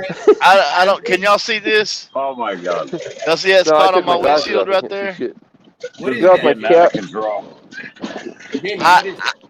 That's a rock hit my windshield up in Washington State. I had just got brand new windshields put in my truck like 4 days before that, and a damn rock hit it. Don't you know that's the way that works? Yeah. I was so mad, dude. Where Exactly you how it go works. get your windshield replaced? That's why I I don't got a replace my windshield. I got 3 cracks in it. Redneck I ain't Diesel replacing it. Performance down in Texas. They used to do all my work. What do he charge you for a new windshield? You got a double or a single windshield? Double. What do he charge you for a windshield, James? I don't remember. That's been 3 years ago. I have I a got a double guy windshield. in- I just got mine replaced. It was $230. Yeah. Right. I got a guy in Virginia $400. that does my windshields for me. He comes out to your house over there and does it for you too. I live by a Simplot plant. It smells like French fries in the morning. Damn, that's great. Could you imagine waking up and smelling French fries in the morning?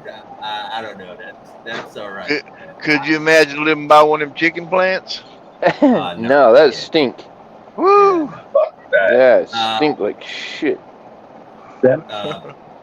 Pennsylvania isn't much better than New York. I don't know, man. Pennsylvania is a trucker-friendly state, in my opinion. I couldn't register my trucks in New York one more year. I threw my hands up. I said, fuck this. I'm not registering any more trucks in New York. Fuck you. I live here. I am not doing business in this state. I changed everything to Pennsylvania. I don't do nothing out of New York for my truck. Everything that I do is out of Pennsylvania. I don't do any business with the state. I drove the tri-state area for so long, man. New York, New Jersey, Connecticut. Actually, not even the tri-state. I was in New Hampshire, Maine. I ran all and you know what? New York was just the one that, man, burned my ass. I don't know. Maine was kind of fucking tough, but Rhode Island, not so much. Pennsylvania's just so damn bad about closing the roads down up there, man. Yeah. Yeah. I mean, like, I don't mind running up there, but damn. New York, I fucking hate it. I mean, I got a letter. I got an official letter from the FMC from the DOT today. When my partner brought it, he had this look on his face like, "You fucked up now." You fucked up now. You see that? And I was like, "Man, come on, man, just open the shit." It ain't nothing though. I got audited a few months back, and they just told me I passed the audit, and that's pretty much the fuck. Well, that's good news. These motherfuckers waste trees. Sending out. In any case, man, New York is not a very business-friendly state. High taxes. I don't want to get into it. I'll start getting, you know, hate mail. Not politically correct. Yeah, hate mail. You're gonna kill our room. Hey, New York is run by thieves. That's all I'll say. If you're old enough, you know what that means. That's who runs New York. Men in high heels. Men in high heels and lipstick. I thought that was DC. Oh fuck! That's another place I really. Here you guys go. I don't know if you guys can see it or not.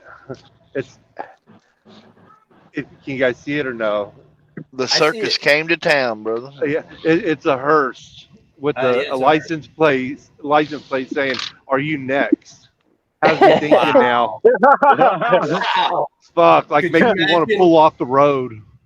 Could you imagine hiring that guy to do a funeral service for your loved one? I'd be like, what are you fucking serious, man? Hey, did you see that post I put in the group with that guy that passed away? His name is he actually passed away in June, but I didn't find out about this until recently. His name is Tommy Bird Connor. He passed away. He was in Pennsylvania, and they had a final mile service for him.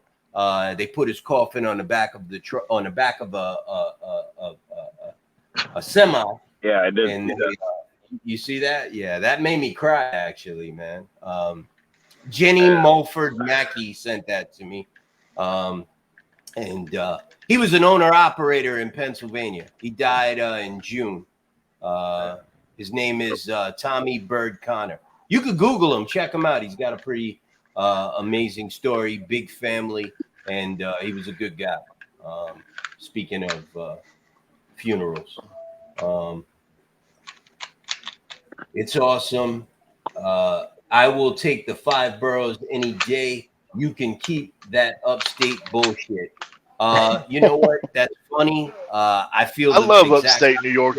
It's beautiful up there. Yeah. I'm done with the 5 boroughs. The 5 boroughs absolutely shit. If you drive a truck here, you know it's rough. It's just every day is an adventure, and after a while, you get really tired of it. I just want to go salmon fishing. Yeah, I just want to go salmon fishing. I'll run upstate. I won't run the boroughs. And you know what, Jamie? The rates upstate a lot of times ain't bad. You know what I mean? Yeah, they got dairy. A lot of dairy, ice cream, and dairy comes out up there for a reefer. Right. The only problem is those these motherfuckers Uber. They're all up there. They got all those contracts with all those big companies, the beer companies, Pepsi, all these companies. They got all these. I hate hard beer. Yeah, the Uber kind of messed up a lot of shit up there, but you could still get good deals. And I tell you what, if you run U.S. mail, that right there is the only thing I could say is worth doing in New York. If you got a U.S. mail contract, you can make some nice money with U.S. mail, and a lot of times it's power only. I used to run mail. I used to run mail out of York, Pennsylvania. Yeah, mail is U.S. mail is good money, man. Beautiful, yes, but DOT says stays out the upstate way. That's true. DOT is up there, but I'll be honest with you. I don't have many problems with New York State DOT. That's probably because they know me all over the state. Many times they recognize my trucks. I've been pulled over and harassed by them for many years, so they kind of leave me alone now. I haven't had problems with the DOT in New York. I have had problems with the DOT in Maine. I've had problems with the DOT in Massachusetts. Was it Connecticut? I think I had a driver get yanked out of a truck and arrested in Connecticut, but he threw a bottle of piss at somebody, so he kind of deserved it. Kind of deserved that one. Hey, in New York. I was coming down Mont Eagle. day before yesterday, and on 24 right there, and a U.S. mail truck was coming down there and burned it to the ground. Really? Really? Yeah, What? It burned the trailer? yeah, burned it to the ground right there on coming down Mount Eagle. I had that happen one time, but the driver burned the fucking brakes. This was a brake fire. You could tell where Right. it started. I know. and The he's fucker burned the brakes, and it started a fire, and the trailer burned. But the fire department down in, I believe it was in Georgia, might have been Virginia. They got there quick and they put the fire out, so I was able to save the trailer. I had them throw the shit the loves, and they gave me some new wheels and shit. This wasn't nothing but a skeleton, brother. Yeah, he. It took me 2 hours to go 15 miles because of that shit right there on 24. That's crazy, man. Hey, Jamie, I saw you posted a video in the group. See, who was that guy driving in front of you? Was that a Swift driver? No, that was a Warner. He was speeding through the towns, and you passed him on the highway. Yeah, I was running the speed limit 65 out on 96. I was on 96, and I was running 65 and passed him. And I got to town and slowed down to 45, which was the speed limit. He come ripping by me. He was running probably at least 55, but I figure he's running closer to 60, and he never slowed down. And that was through a town, right? Yeah, a small town. You see it all the time out here, man. These mega carriers, these big companies, you know, they can't make any time on the highways, so they speed through every construction zone, every town, every city in the United States of America, man. But they say that we're the ones that make the road more dangerous because we drive trucks that'll run the speed limit. No, it ain't. We don't make the roads that more dangerous. They make the roads, and then you end up passing the same damn truck 4 or 5 times a day because every time you go through a town or a city or construction, they come roaring past you, man. It's crazy. Right. I couldn't agree with you 100 anymore on that one, Jamie, because you know I seen that, and you know I did comment on your on because like I mean. I'm running through like Minnesota, freaking Wisconsin. I'm hitting little towns all the time, and you know what? I just set my cruise control, and you know I do my speed limit through town, blah blah blah. And these freaking guys come flying past. Brother, I don't. Like, what the? I don't run fast out here. I run 65 to 67 miles an hour, damn near all the time. Yeah, I don't care what the speed limit. That's what I run. But when I hit a town or a city, I run the speed limit, brother.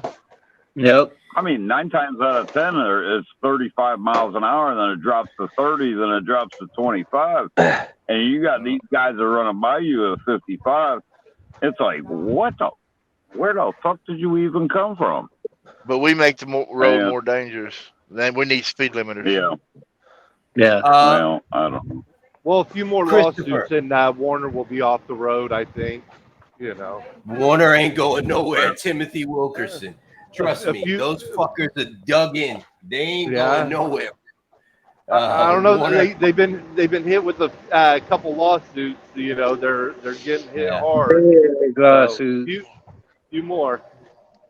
well, yeah, hey, listen. If Warner went away, that would be great. But I mean, I don't see it happening. But Well, my hey, biggest thing was giving up my independence because I worked my own house. Mike's getting ripped to shreds, I think.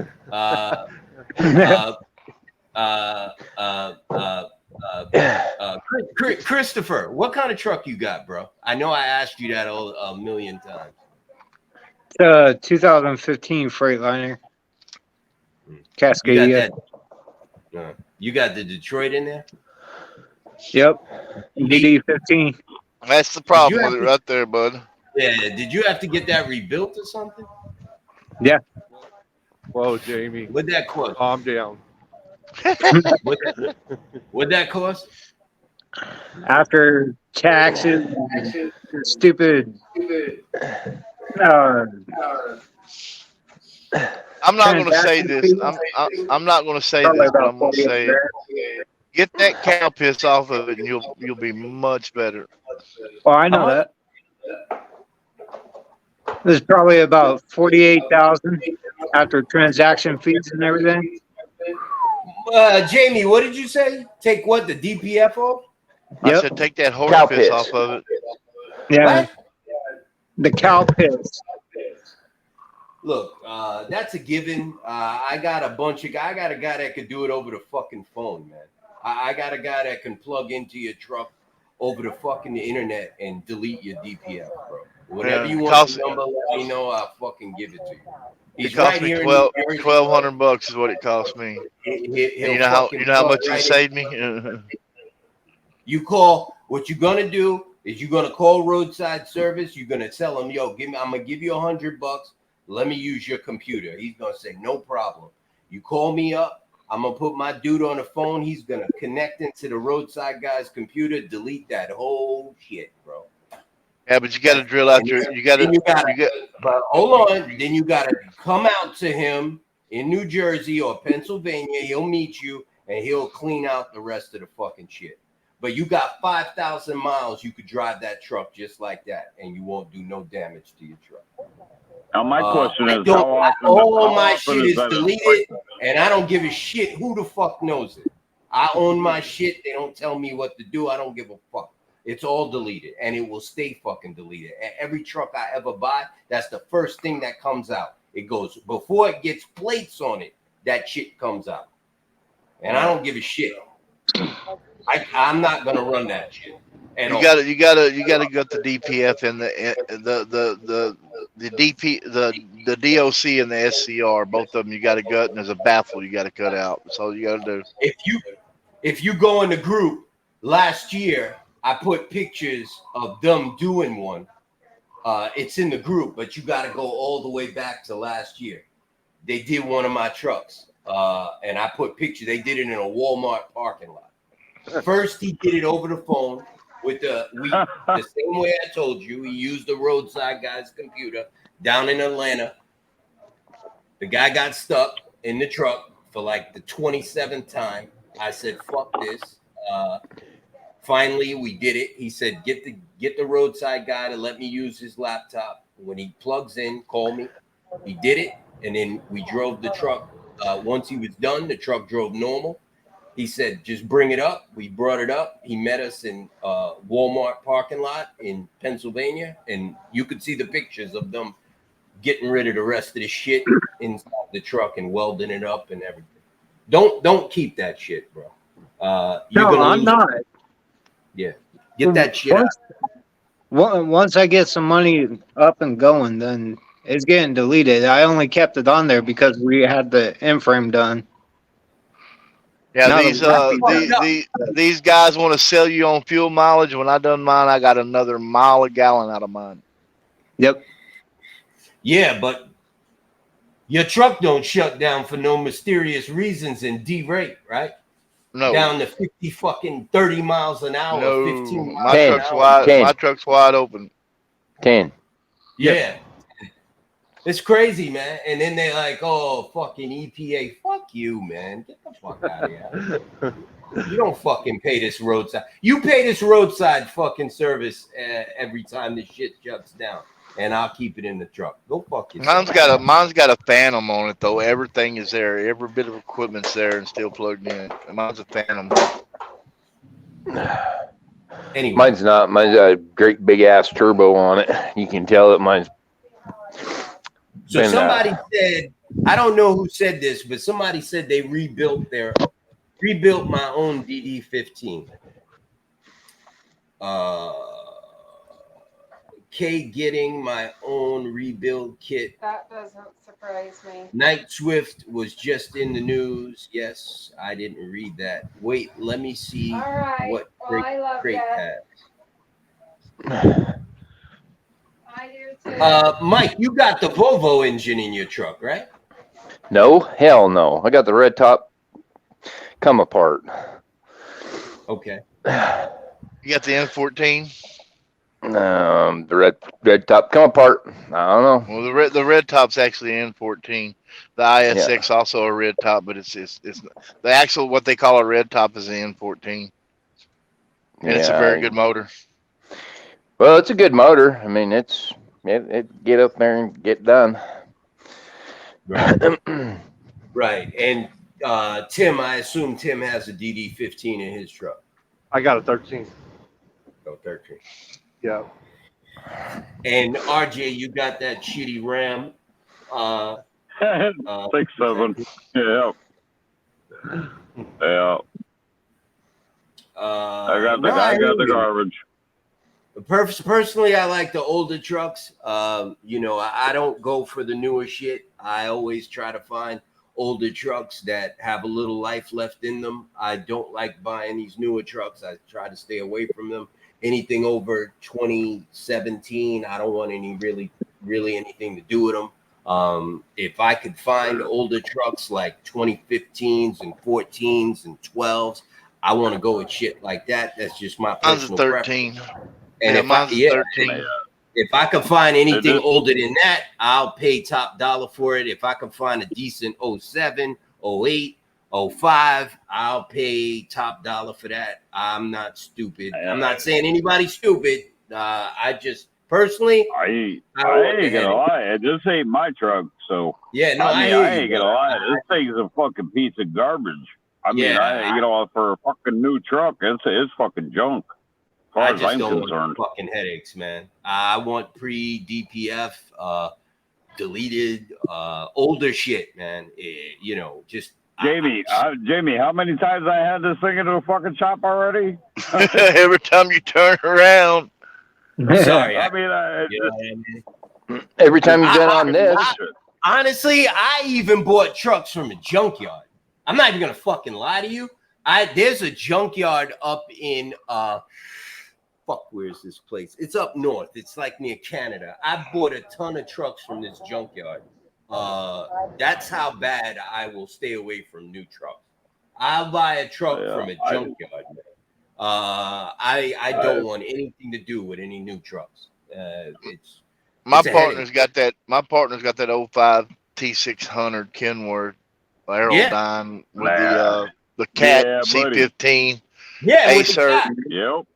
I run off and leave him. He hates it. It drives him nuts. I run off and leave him. Old Bill Thomas, he got in my truck and drove my truck. Ask old Bill Thomas about my truck. He'll tell you it's a race truck. He said, that's a race truck, man. He said, that truck's so fast, it's unreal. It's stupid. Right. The Caterpillar engine's great, though, brother. I'm sorry. It's just a great engine. That and the Detroit 60. It is a great engine until it's not. I don't know when is it ever not, though. When is it ever not? If you ever get it hot. All right, but if you're not taking care of your motor, if you're not maintenance in it, doing the preventative maintenance when you're supposed to be doing, and you beating the shit out of that truck, Jamie, you totally right. I've worked those engines hard, bro. They've always been good to me, the Caterpillar motors, bro. Well, hopefully my partner got his truck fixed. He took a load out tonight, so y'all cross y'all's fingers, man, because it is killing us, man. He's been down so many times between his truck and his reefer in the last 2 months, man. That's the reason why I can't go home, man. Other than that 3 days I shut down for the shutdown and then had to go rescue him, man. It's just every time you turn around, man. Mike, what year is your truck, man? 07. You prick. 2010 386 ISX for sale. How much? They're all good till it breaks, then it's junk. Preach. Right. Preach. They're all good until that motherfucker. I don't know what's wrong with it. I don't know what the problem is. 20K. Yeah, too much. Sorry, that's above my budget. Looking for DD15 motor. Everybody's looking for that motor, bro. Check the junk. Check the junkyard. You will find a ton of them. I don't know. The DD15 kind of reminds me of the 2012 International. What is that motor? The Pro Star. The Pro Star shit. I'm sorry, y'all. Okay, let's drop this. They're getting upset, Jamie. Why you bring the subject up? They're taking it personal. All right. The damn this truck right here I've been in for 4 years. I put 430,000 miles on it. Almost 4 years, 430,000 miles. The twin to it sitting at the house at my guy I used to work for, and we're supposed to buy it too. It's a twin to it. It's 2 off in the VIN, identical truck, and it's got a new overhead done on it and all that. And it's a good truck. We got the ability. We can get the truck anytime we want it and put it on the road. But it's so bad right now. There's no way I can hire a driver and put in it, man. You know what I mean? Right. The good news is I feel, and a lot of other people feel, like a lot of other people feel, that 2024 is going to be better. I really it can't be much worse. All right. It could be worse. Well, it can, but people are going to starve to death. I mean, that's all there is to it. Mike is right, and in some areas. I can tell you this, and this is my feeling only, just my feeling on this one. If we lose transparency, it will get worse. Brokers, it will be a no holds barred on brokers. Oh yeah, they'll think they're God. Yes, they will absolutely make it a point to rub it in everyone's face. They will. You will see rates for 25 cents a mile. You will see rates for 50 cents a mile.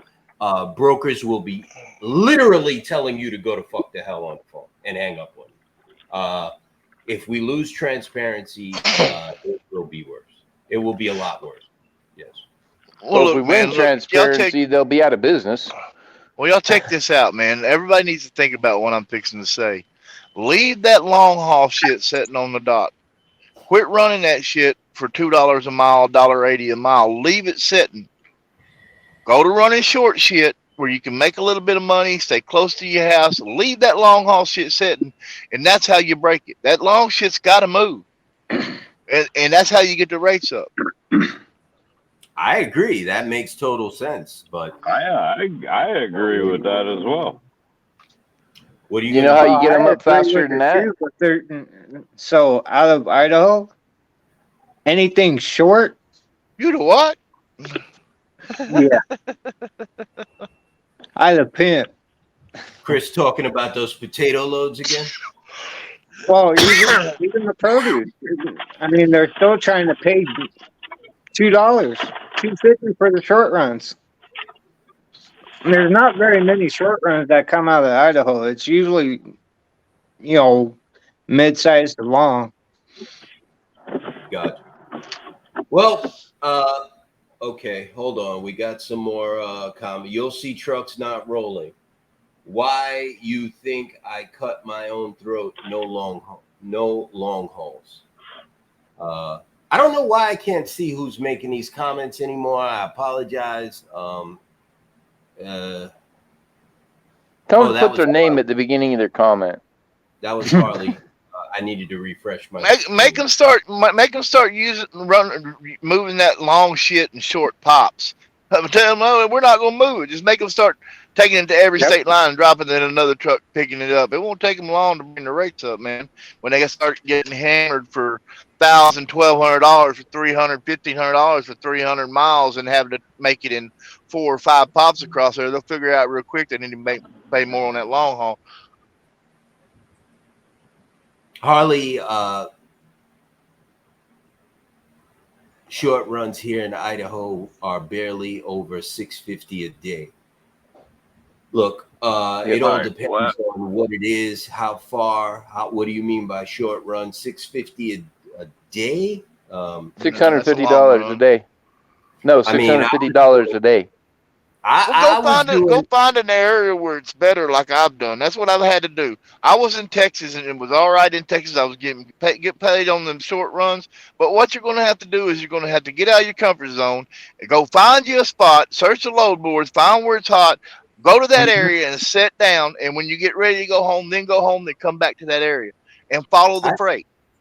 I think Harley's a company driver, not a company driver. I think he's leased. I think he's leased on to somebody, Jamie. I don't think he has his own authority. So yeah, I haven't seen him that low for that many. Yeah, for a day run, I haven't seen him that low. Yeah, he's a lease, bro. He's got a a lot of those the short runs, paying 50. The problem with those things are, they schedule it out so long. So you pick up one morning, you're not dropping until like the next afternoon. Yep. Well, Tim is right. I can tell you those suck. But I had a guy, actually, I fucked this contract up when I announced this fucking boycott. I was doing locals because when everything fell through the floor, it was like March, right? So I started working with a guy. I was working with him a couple of months before that, but the loads were short. They were paying, $700, $800, but I was doing 3 of them a day with one truck. You understand what I'm saying? So I had multiple trucks working on these loads. They were dropping hooks. You know what I mean? And I was doing a bunch of them a day. So it made sense, and they weren't going that far. You know what I mean? See, shit like that makes sense. If you can do 3 of those loads a day with every truck, all right, you're doing all right still, and they short, and you're not burning a lot of fuel. You know what I mean? But I messed that up. I not really messed it up. I just told them, that's it. I'm done. I shut it down. So if you could find stuff like that where you could double it up or triple it up, do it short. You understand what I'm saying? Do 3 a day or something like 2 a day. Then that's better. You know what I mean? But you got to be in the area where you can get shit like that. What Tim was talking about, I agree. That's not good. That's trash. If you got to hold it overnight and stuff like that, that's not worth it. I key on them loads that I pick in the evening and drop the following morning. Pick in the evening, pick one day, drop. It's got to deliver early that next morning. And I try to get there at where I got my 10-hour break done. When I deliver, that way I'm ready to go again. I'm already looking for another load. When I get loaded, I'll start looking for a load when I'm headed down there, especially if I'm coming from a good area to a bad area. Out of the good area to a bad area, I'm automatically looking for a load as soon as I get the good load. And then when I get in the bad area, I load right back. And then when I get to the good area, I might sit back and relax and start looking because I'm looking for my money one way. I make my money one way, and then I get back there as quick as possible. I send his ass all the way to Georgia for hot markets, and Florida and Tennessee, Arizona, Texas, Missouri, Indiana, Arkansas, Oklahoma, Oregon, Washington. He gets no comfort zone. Blake is funny. He's a slave driver. I've been sitting there looking at the board all day, and there's been really good loads going to Florida. Florida's hot. The hurricane coming through there. There's a lot of freight going to Florida. Of course, you're going to take it in the rear trying to get out. You're probably going to deadhead out. But I'm from where I'm at today. I'm looking at 500 miles going to Florida, paying $2,500, and that's what they're offering, $2,500 to $2,800. So they're paying $3,000 to $3,200 on them loads. Going to Florida. Damn it, that's what I've been asking for because I've been trying to get back home. And there's plenty of freight going to Florida right now, because brother. I was like, I was trying to explain to the owner and Kayla, I'm like, listen, man, I says, we got a whole bunch of hurricane relief shit going on down there. And it's paying good. There's got to be stuff moving down there. And they're like, oh, well, yeah. You know what? We're going to look into that. And next thing you know, I'm stuck in Minnesota for freaking 3 days. RJ, think about it, bro. They know that. Here's the reason why they don't want to. Nobody ever wants to send their driver home till they're ready to get home, because they know when you get home, you're going to get out of that truck for a few days, couple days. So they try to keep you away from the house, man. You know that's notorious. Trucking companies do that. I gotta tell you, I never do that. I've been out for like never, 3 months now. I'm It's against time that. to go home. Yeah, I would. But they do it, Mike. I understand that, but they do it. I would never do that. I don't believe in. You see, if you break a driver, you're wrong. I would never ever do that. If a driver says, "Yo, I gotta come home," it's over. I'm getting him home. That is it. His next load is home. He's on his way home. I don't give a shit. His next load is to home. I don't break drivers, and that comes from experience. That comes from experience. Well, yeah. I mean, like, you know what? Listen, You say I really have no problem. You home the next day. That comes from experience. I've been out here since July. How much money you make? I've been out here since July. I've been out here since fucking July. And there's been nothing but problems and problems and problems. And you know what? All I need to do, I really don't care about being out. I really don't. All I need to do is, because they want me to run the Midwest. That's fine. I have no problem with cold weather, snow, fucking ice, all that shit. I got no problem with that. But you know what? I packed for fucking summer. I packed for summer. I did not pack for fucking winter. RJ, and it's September, okay? RJ, even when a driver tells me, yeah, I can do it, I still don't let him do it. You know what I mean? Yeah, I can do that. Nah, man. Well, bro, RJ, they're afraid when they afraid when you go home, you're gonna get out of that truck and not get back in it, brother. I'm telling you right now. And honestly, he would be within his right if he did do that. Well, I mean, he's broke down a bunch of times. I mean, we've talked, and he's been breaking down regularly, and he's been out this long. So they're afraid when he gets home, he is not getting back in that truck. So they're gonna try to keep him out as long as possible. Tell them fools, look, dude, I got to go home. That's true. You know, if you go down to Florida, I just want my cold weather gear.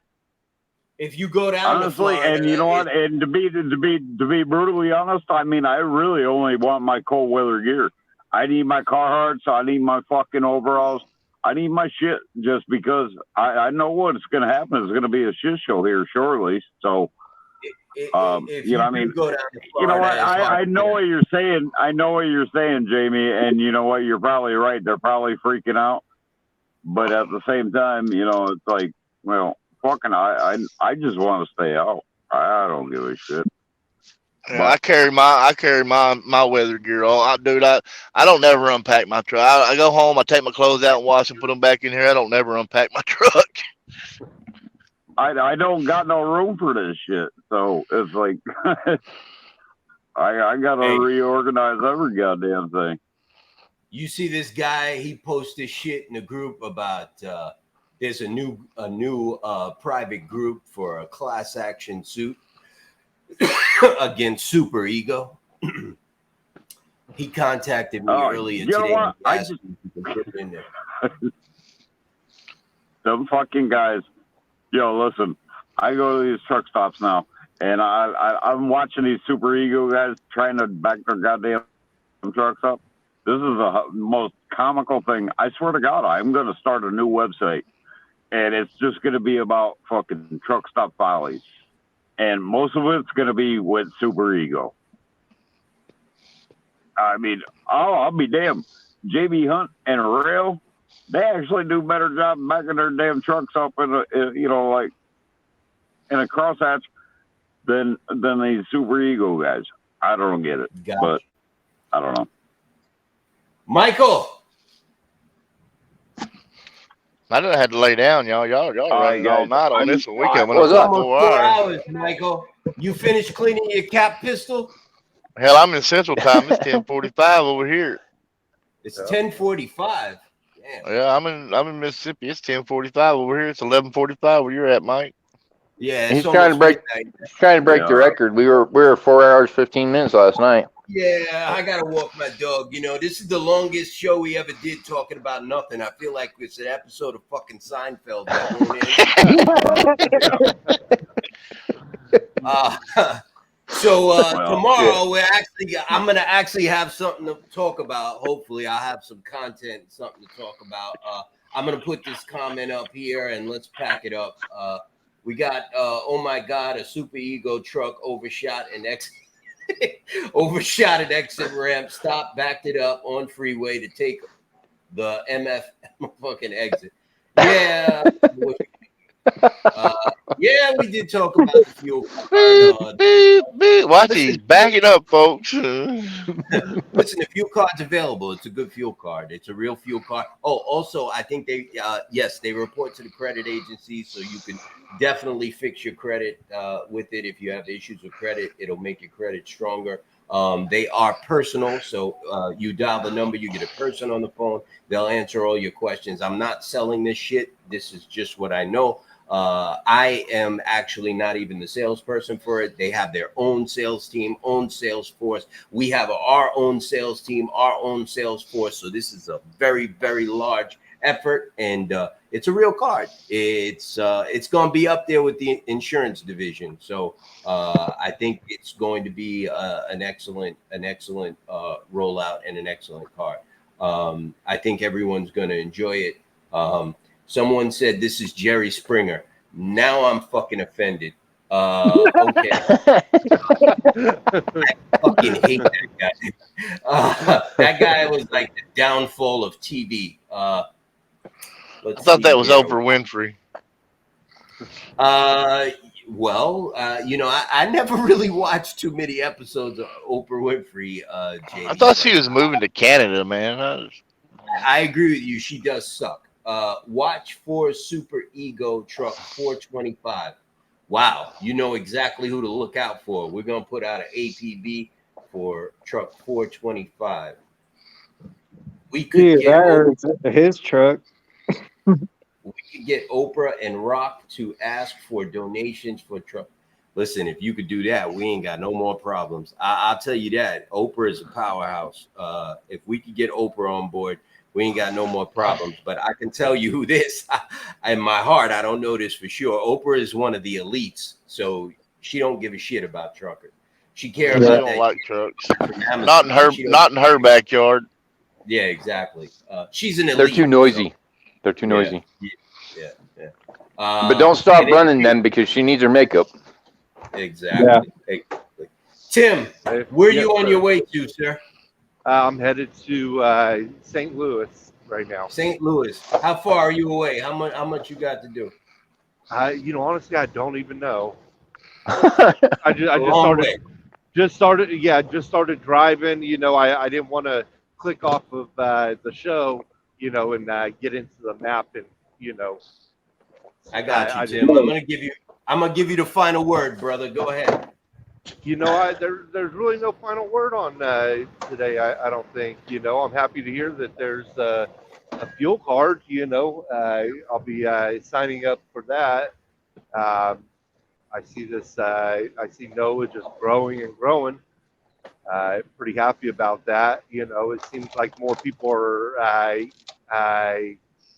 interacting and, you know, getting involved, you know, compared to, you know, of course, March, I mean, just started, but, you know, the last, I guess, couple weeks, it seems like people have been getting more active, which is nice to see and hear. You know, I'm pretty mad that, no, I'm not mad, but, you know, I'm over here trying to think who you talk to. I really fucking want to know. You got me, and it's like the suspense, you know, it's just like, it's killing me. I really want to know, but I get it, you know, and I'll have to wait, you know. It's like waiting for Christmas, a child waiting for Christmas, you know. Can't wait. Bro, for it. Bro, it was Santa Claus, and nobody's getting any presents unless they're good this year. So, you know, we're winning. Yeah. Tim, you know, if I could say I would, but I Yeah, want him. I want to find out exactly what he wants first, and then Yeah. I will say. And absolutely. I can tell you, it is a major. It is a major thing. I'll leave it at that, brother. It's not intentional. I have to find out how he feels. And as soon as I know how he feels, I will definitely let everyone know. But I don't want to speak until I know what his intentions are. So I know what I asked him. I know that when I initially approached and asked, I was ignored, and he reached out today and he said, let's talk. And we will talk. And if it is positive, which I have my fingers crossed, I hope that it is, I will let everyone know. Not Awesome. intentional. Yep. No, I get it. You know, another thing is, you know, the shutdown. You know, we're going to be shut down. You know, 2 months. You know, Should I'm be shutting down here pretty quick at 1%. Yeah, yeah. You know, me and Jamie kind of talked about it earlier. You know, when I called him. You know, I get. You know, a lot of people can't shut down for 2-3 months. You know, they're gonna have to get something, but just try to minimize it. You know. Hey! It may not have to be that long. It may not have to be that long. I'm saying. It may not be a shutdown at all. Maybe it may not be a shutdown at all. We've got 2 months, bro. Like, you know. But prepare yourself. Exactly. There you go. Prepare yourself. You know, that's, plenty of time. Tim, yes. Most important thing, Tim, drive safe. Be careful. Pull over if you need to. Get some rest. And hope we'd love to have you back here tomorrow night. And Tomorrow morning. Once again, 4 hours. I don't know what time it is right now. If it's night or morning.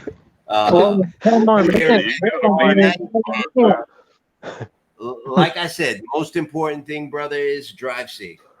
Thank you. I appreciate it. Yeah, absolutely, man. That's the most important thing. Mr. Anderson, I see you got your nightcap on and you're all tucked in. You ready to shut it down? I'm ready when y'all are, brother. Hey, here's what we're going to do. We're going to keep a positive attitude. We're not going to have to shut down. We're going to get the transparency, and there you go. We'll roll on, man. You know. We don't just need transparency, bro. We need broker reform. Well, we're working on that, brother. Right now, the number one thing we got to worry about right now is transparency. That's the first thing in the pipe. Yeah. So, you know, we're pushing hard, man, and you know, you see the narrative shifting. You see them changing their tune. You see it every day. Sure. You know what I mean? What did you think about that article earlier, Mike? You hit it right on the head. It pretty much covered everything we've been talking about. Washington Post is a rag. But you know, it looks like they just went around stealing all of our information and putting it in one article. But you're right. It touched on the motor carrier. You're seeing it more and more and more everywhere you look, brother. It's getting out. Right. You're exactly right. And I appreciate you sending that to me. We've been in contact with the Washington Post. They refuse to run any of our stuff, but we're still working on them. So, you know, I appreciate you putting that out there. Jamie, can I throw it to RJ? I'm ready to go, brother. Send it to RJ. him. You take you take it, brother. Yeah, my phone ran out of juice, so I had to sign off for a bit before I think. I'm done for tonight. So I got you, bro. I mean it's just one of those things that you know, we're gonna keep spreading the word. I mean, that's really all it boils down to. So, I mean, that's my final thought.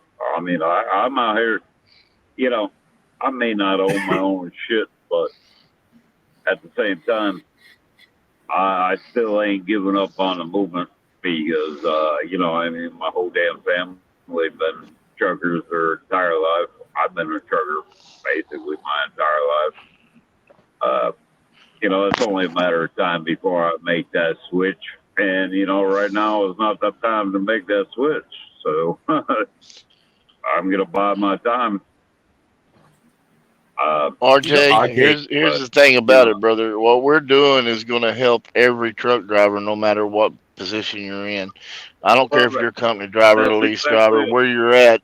What we're doing is going to help every man and woman sitting in the seat, brother. You stole my words, exactly David. it. And you know what? Sorry. Why? No, okay. It sounds better Yeah. coming from No, I mean, it's all good. I'm just biding my time, until that day comes. And, hopefully with any kind of luck, the NOA is going to have my back, and I'm sure they will. But We ain't going nowhere. I don't even have a question about that. I mean, I know y'all will. Yeah, we got you. But Mike, We ain't going nowhere. Chris, Jamie, you know what? Hey, y'all have a good damn night. And, I'm going to try to get some shut-eye. You got to, brother. Get some rest, man. Hey, we'll be back here tomorrow at 8. If you want to come back on, come on. We're going to be here the rest of the week. Every day at 8 o'clock. Around 8. And, it's an open invitation, brother. Just come on. All right, brother. Yeah, I gotta make a note of that. 4:30 with Vulture. Hey, don't forget about your congressional meeting tomorrow. Yeah, I did forget. I ain't gonna lie, Chris. I forgot, brother. I gotta call my people in the morning and watch it. I should have warned them about it. I got one other thing to say since Marlon's not here. Follow MAGA Mission. MAGAmission.org. We got to keep our eyes open. There's a lot of predators out here. They're not just brokers. There's sexual predators out here, and it's a huge issue. We got to keep our eyes open and pay attention and watch this type of shit. Absolutely. So I just want to throw that out there since Marlon isn't here anymore. Absolutely. 100%. You're totally right. We must be on the lookout at all times. I know that it could be hard. People have a lot on their minds, a lot on their plates, but somebody could be going through a lot worse than you are right now, and they are. I mean, it's sad, but the numbers are what they are right now. Someone's being trafficked, a child, a person, a man, a woman is being trafficked, and it's a real thing. And it happens on the highways, and you guys can probably save somebody's life, a child, a woman, anyone. Yep. It's a real thing, man. So keep Timothy's right. Keep an eye out, man. I'm a firm believer that doing good gets you closer to heaven. Every good deed you do gets you closer to heaven. That is something that it came to me a long time ago, and it's always stayed with me. Good deeds get you closer to heaven, and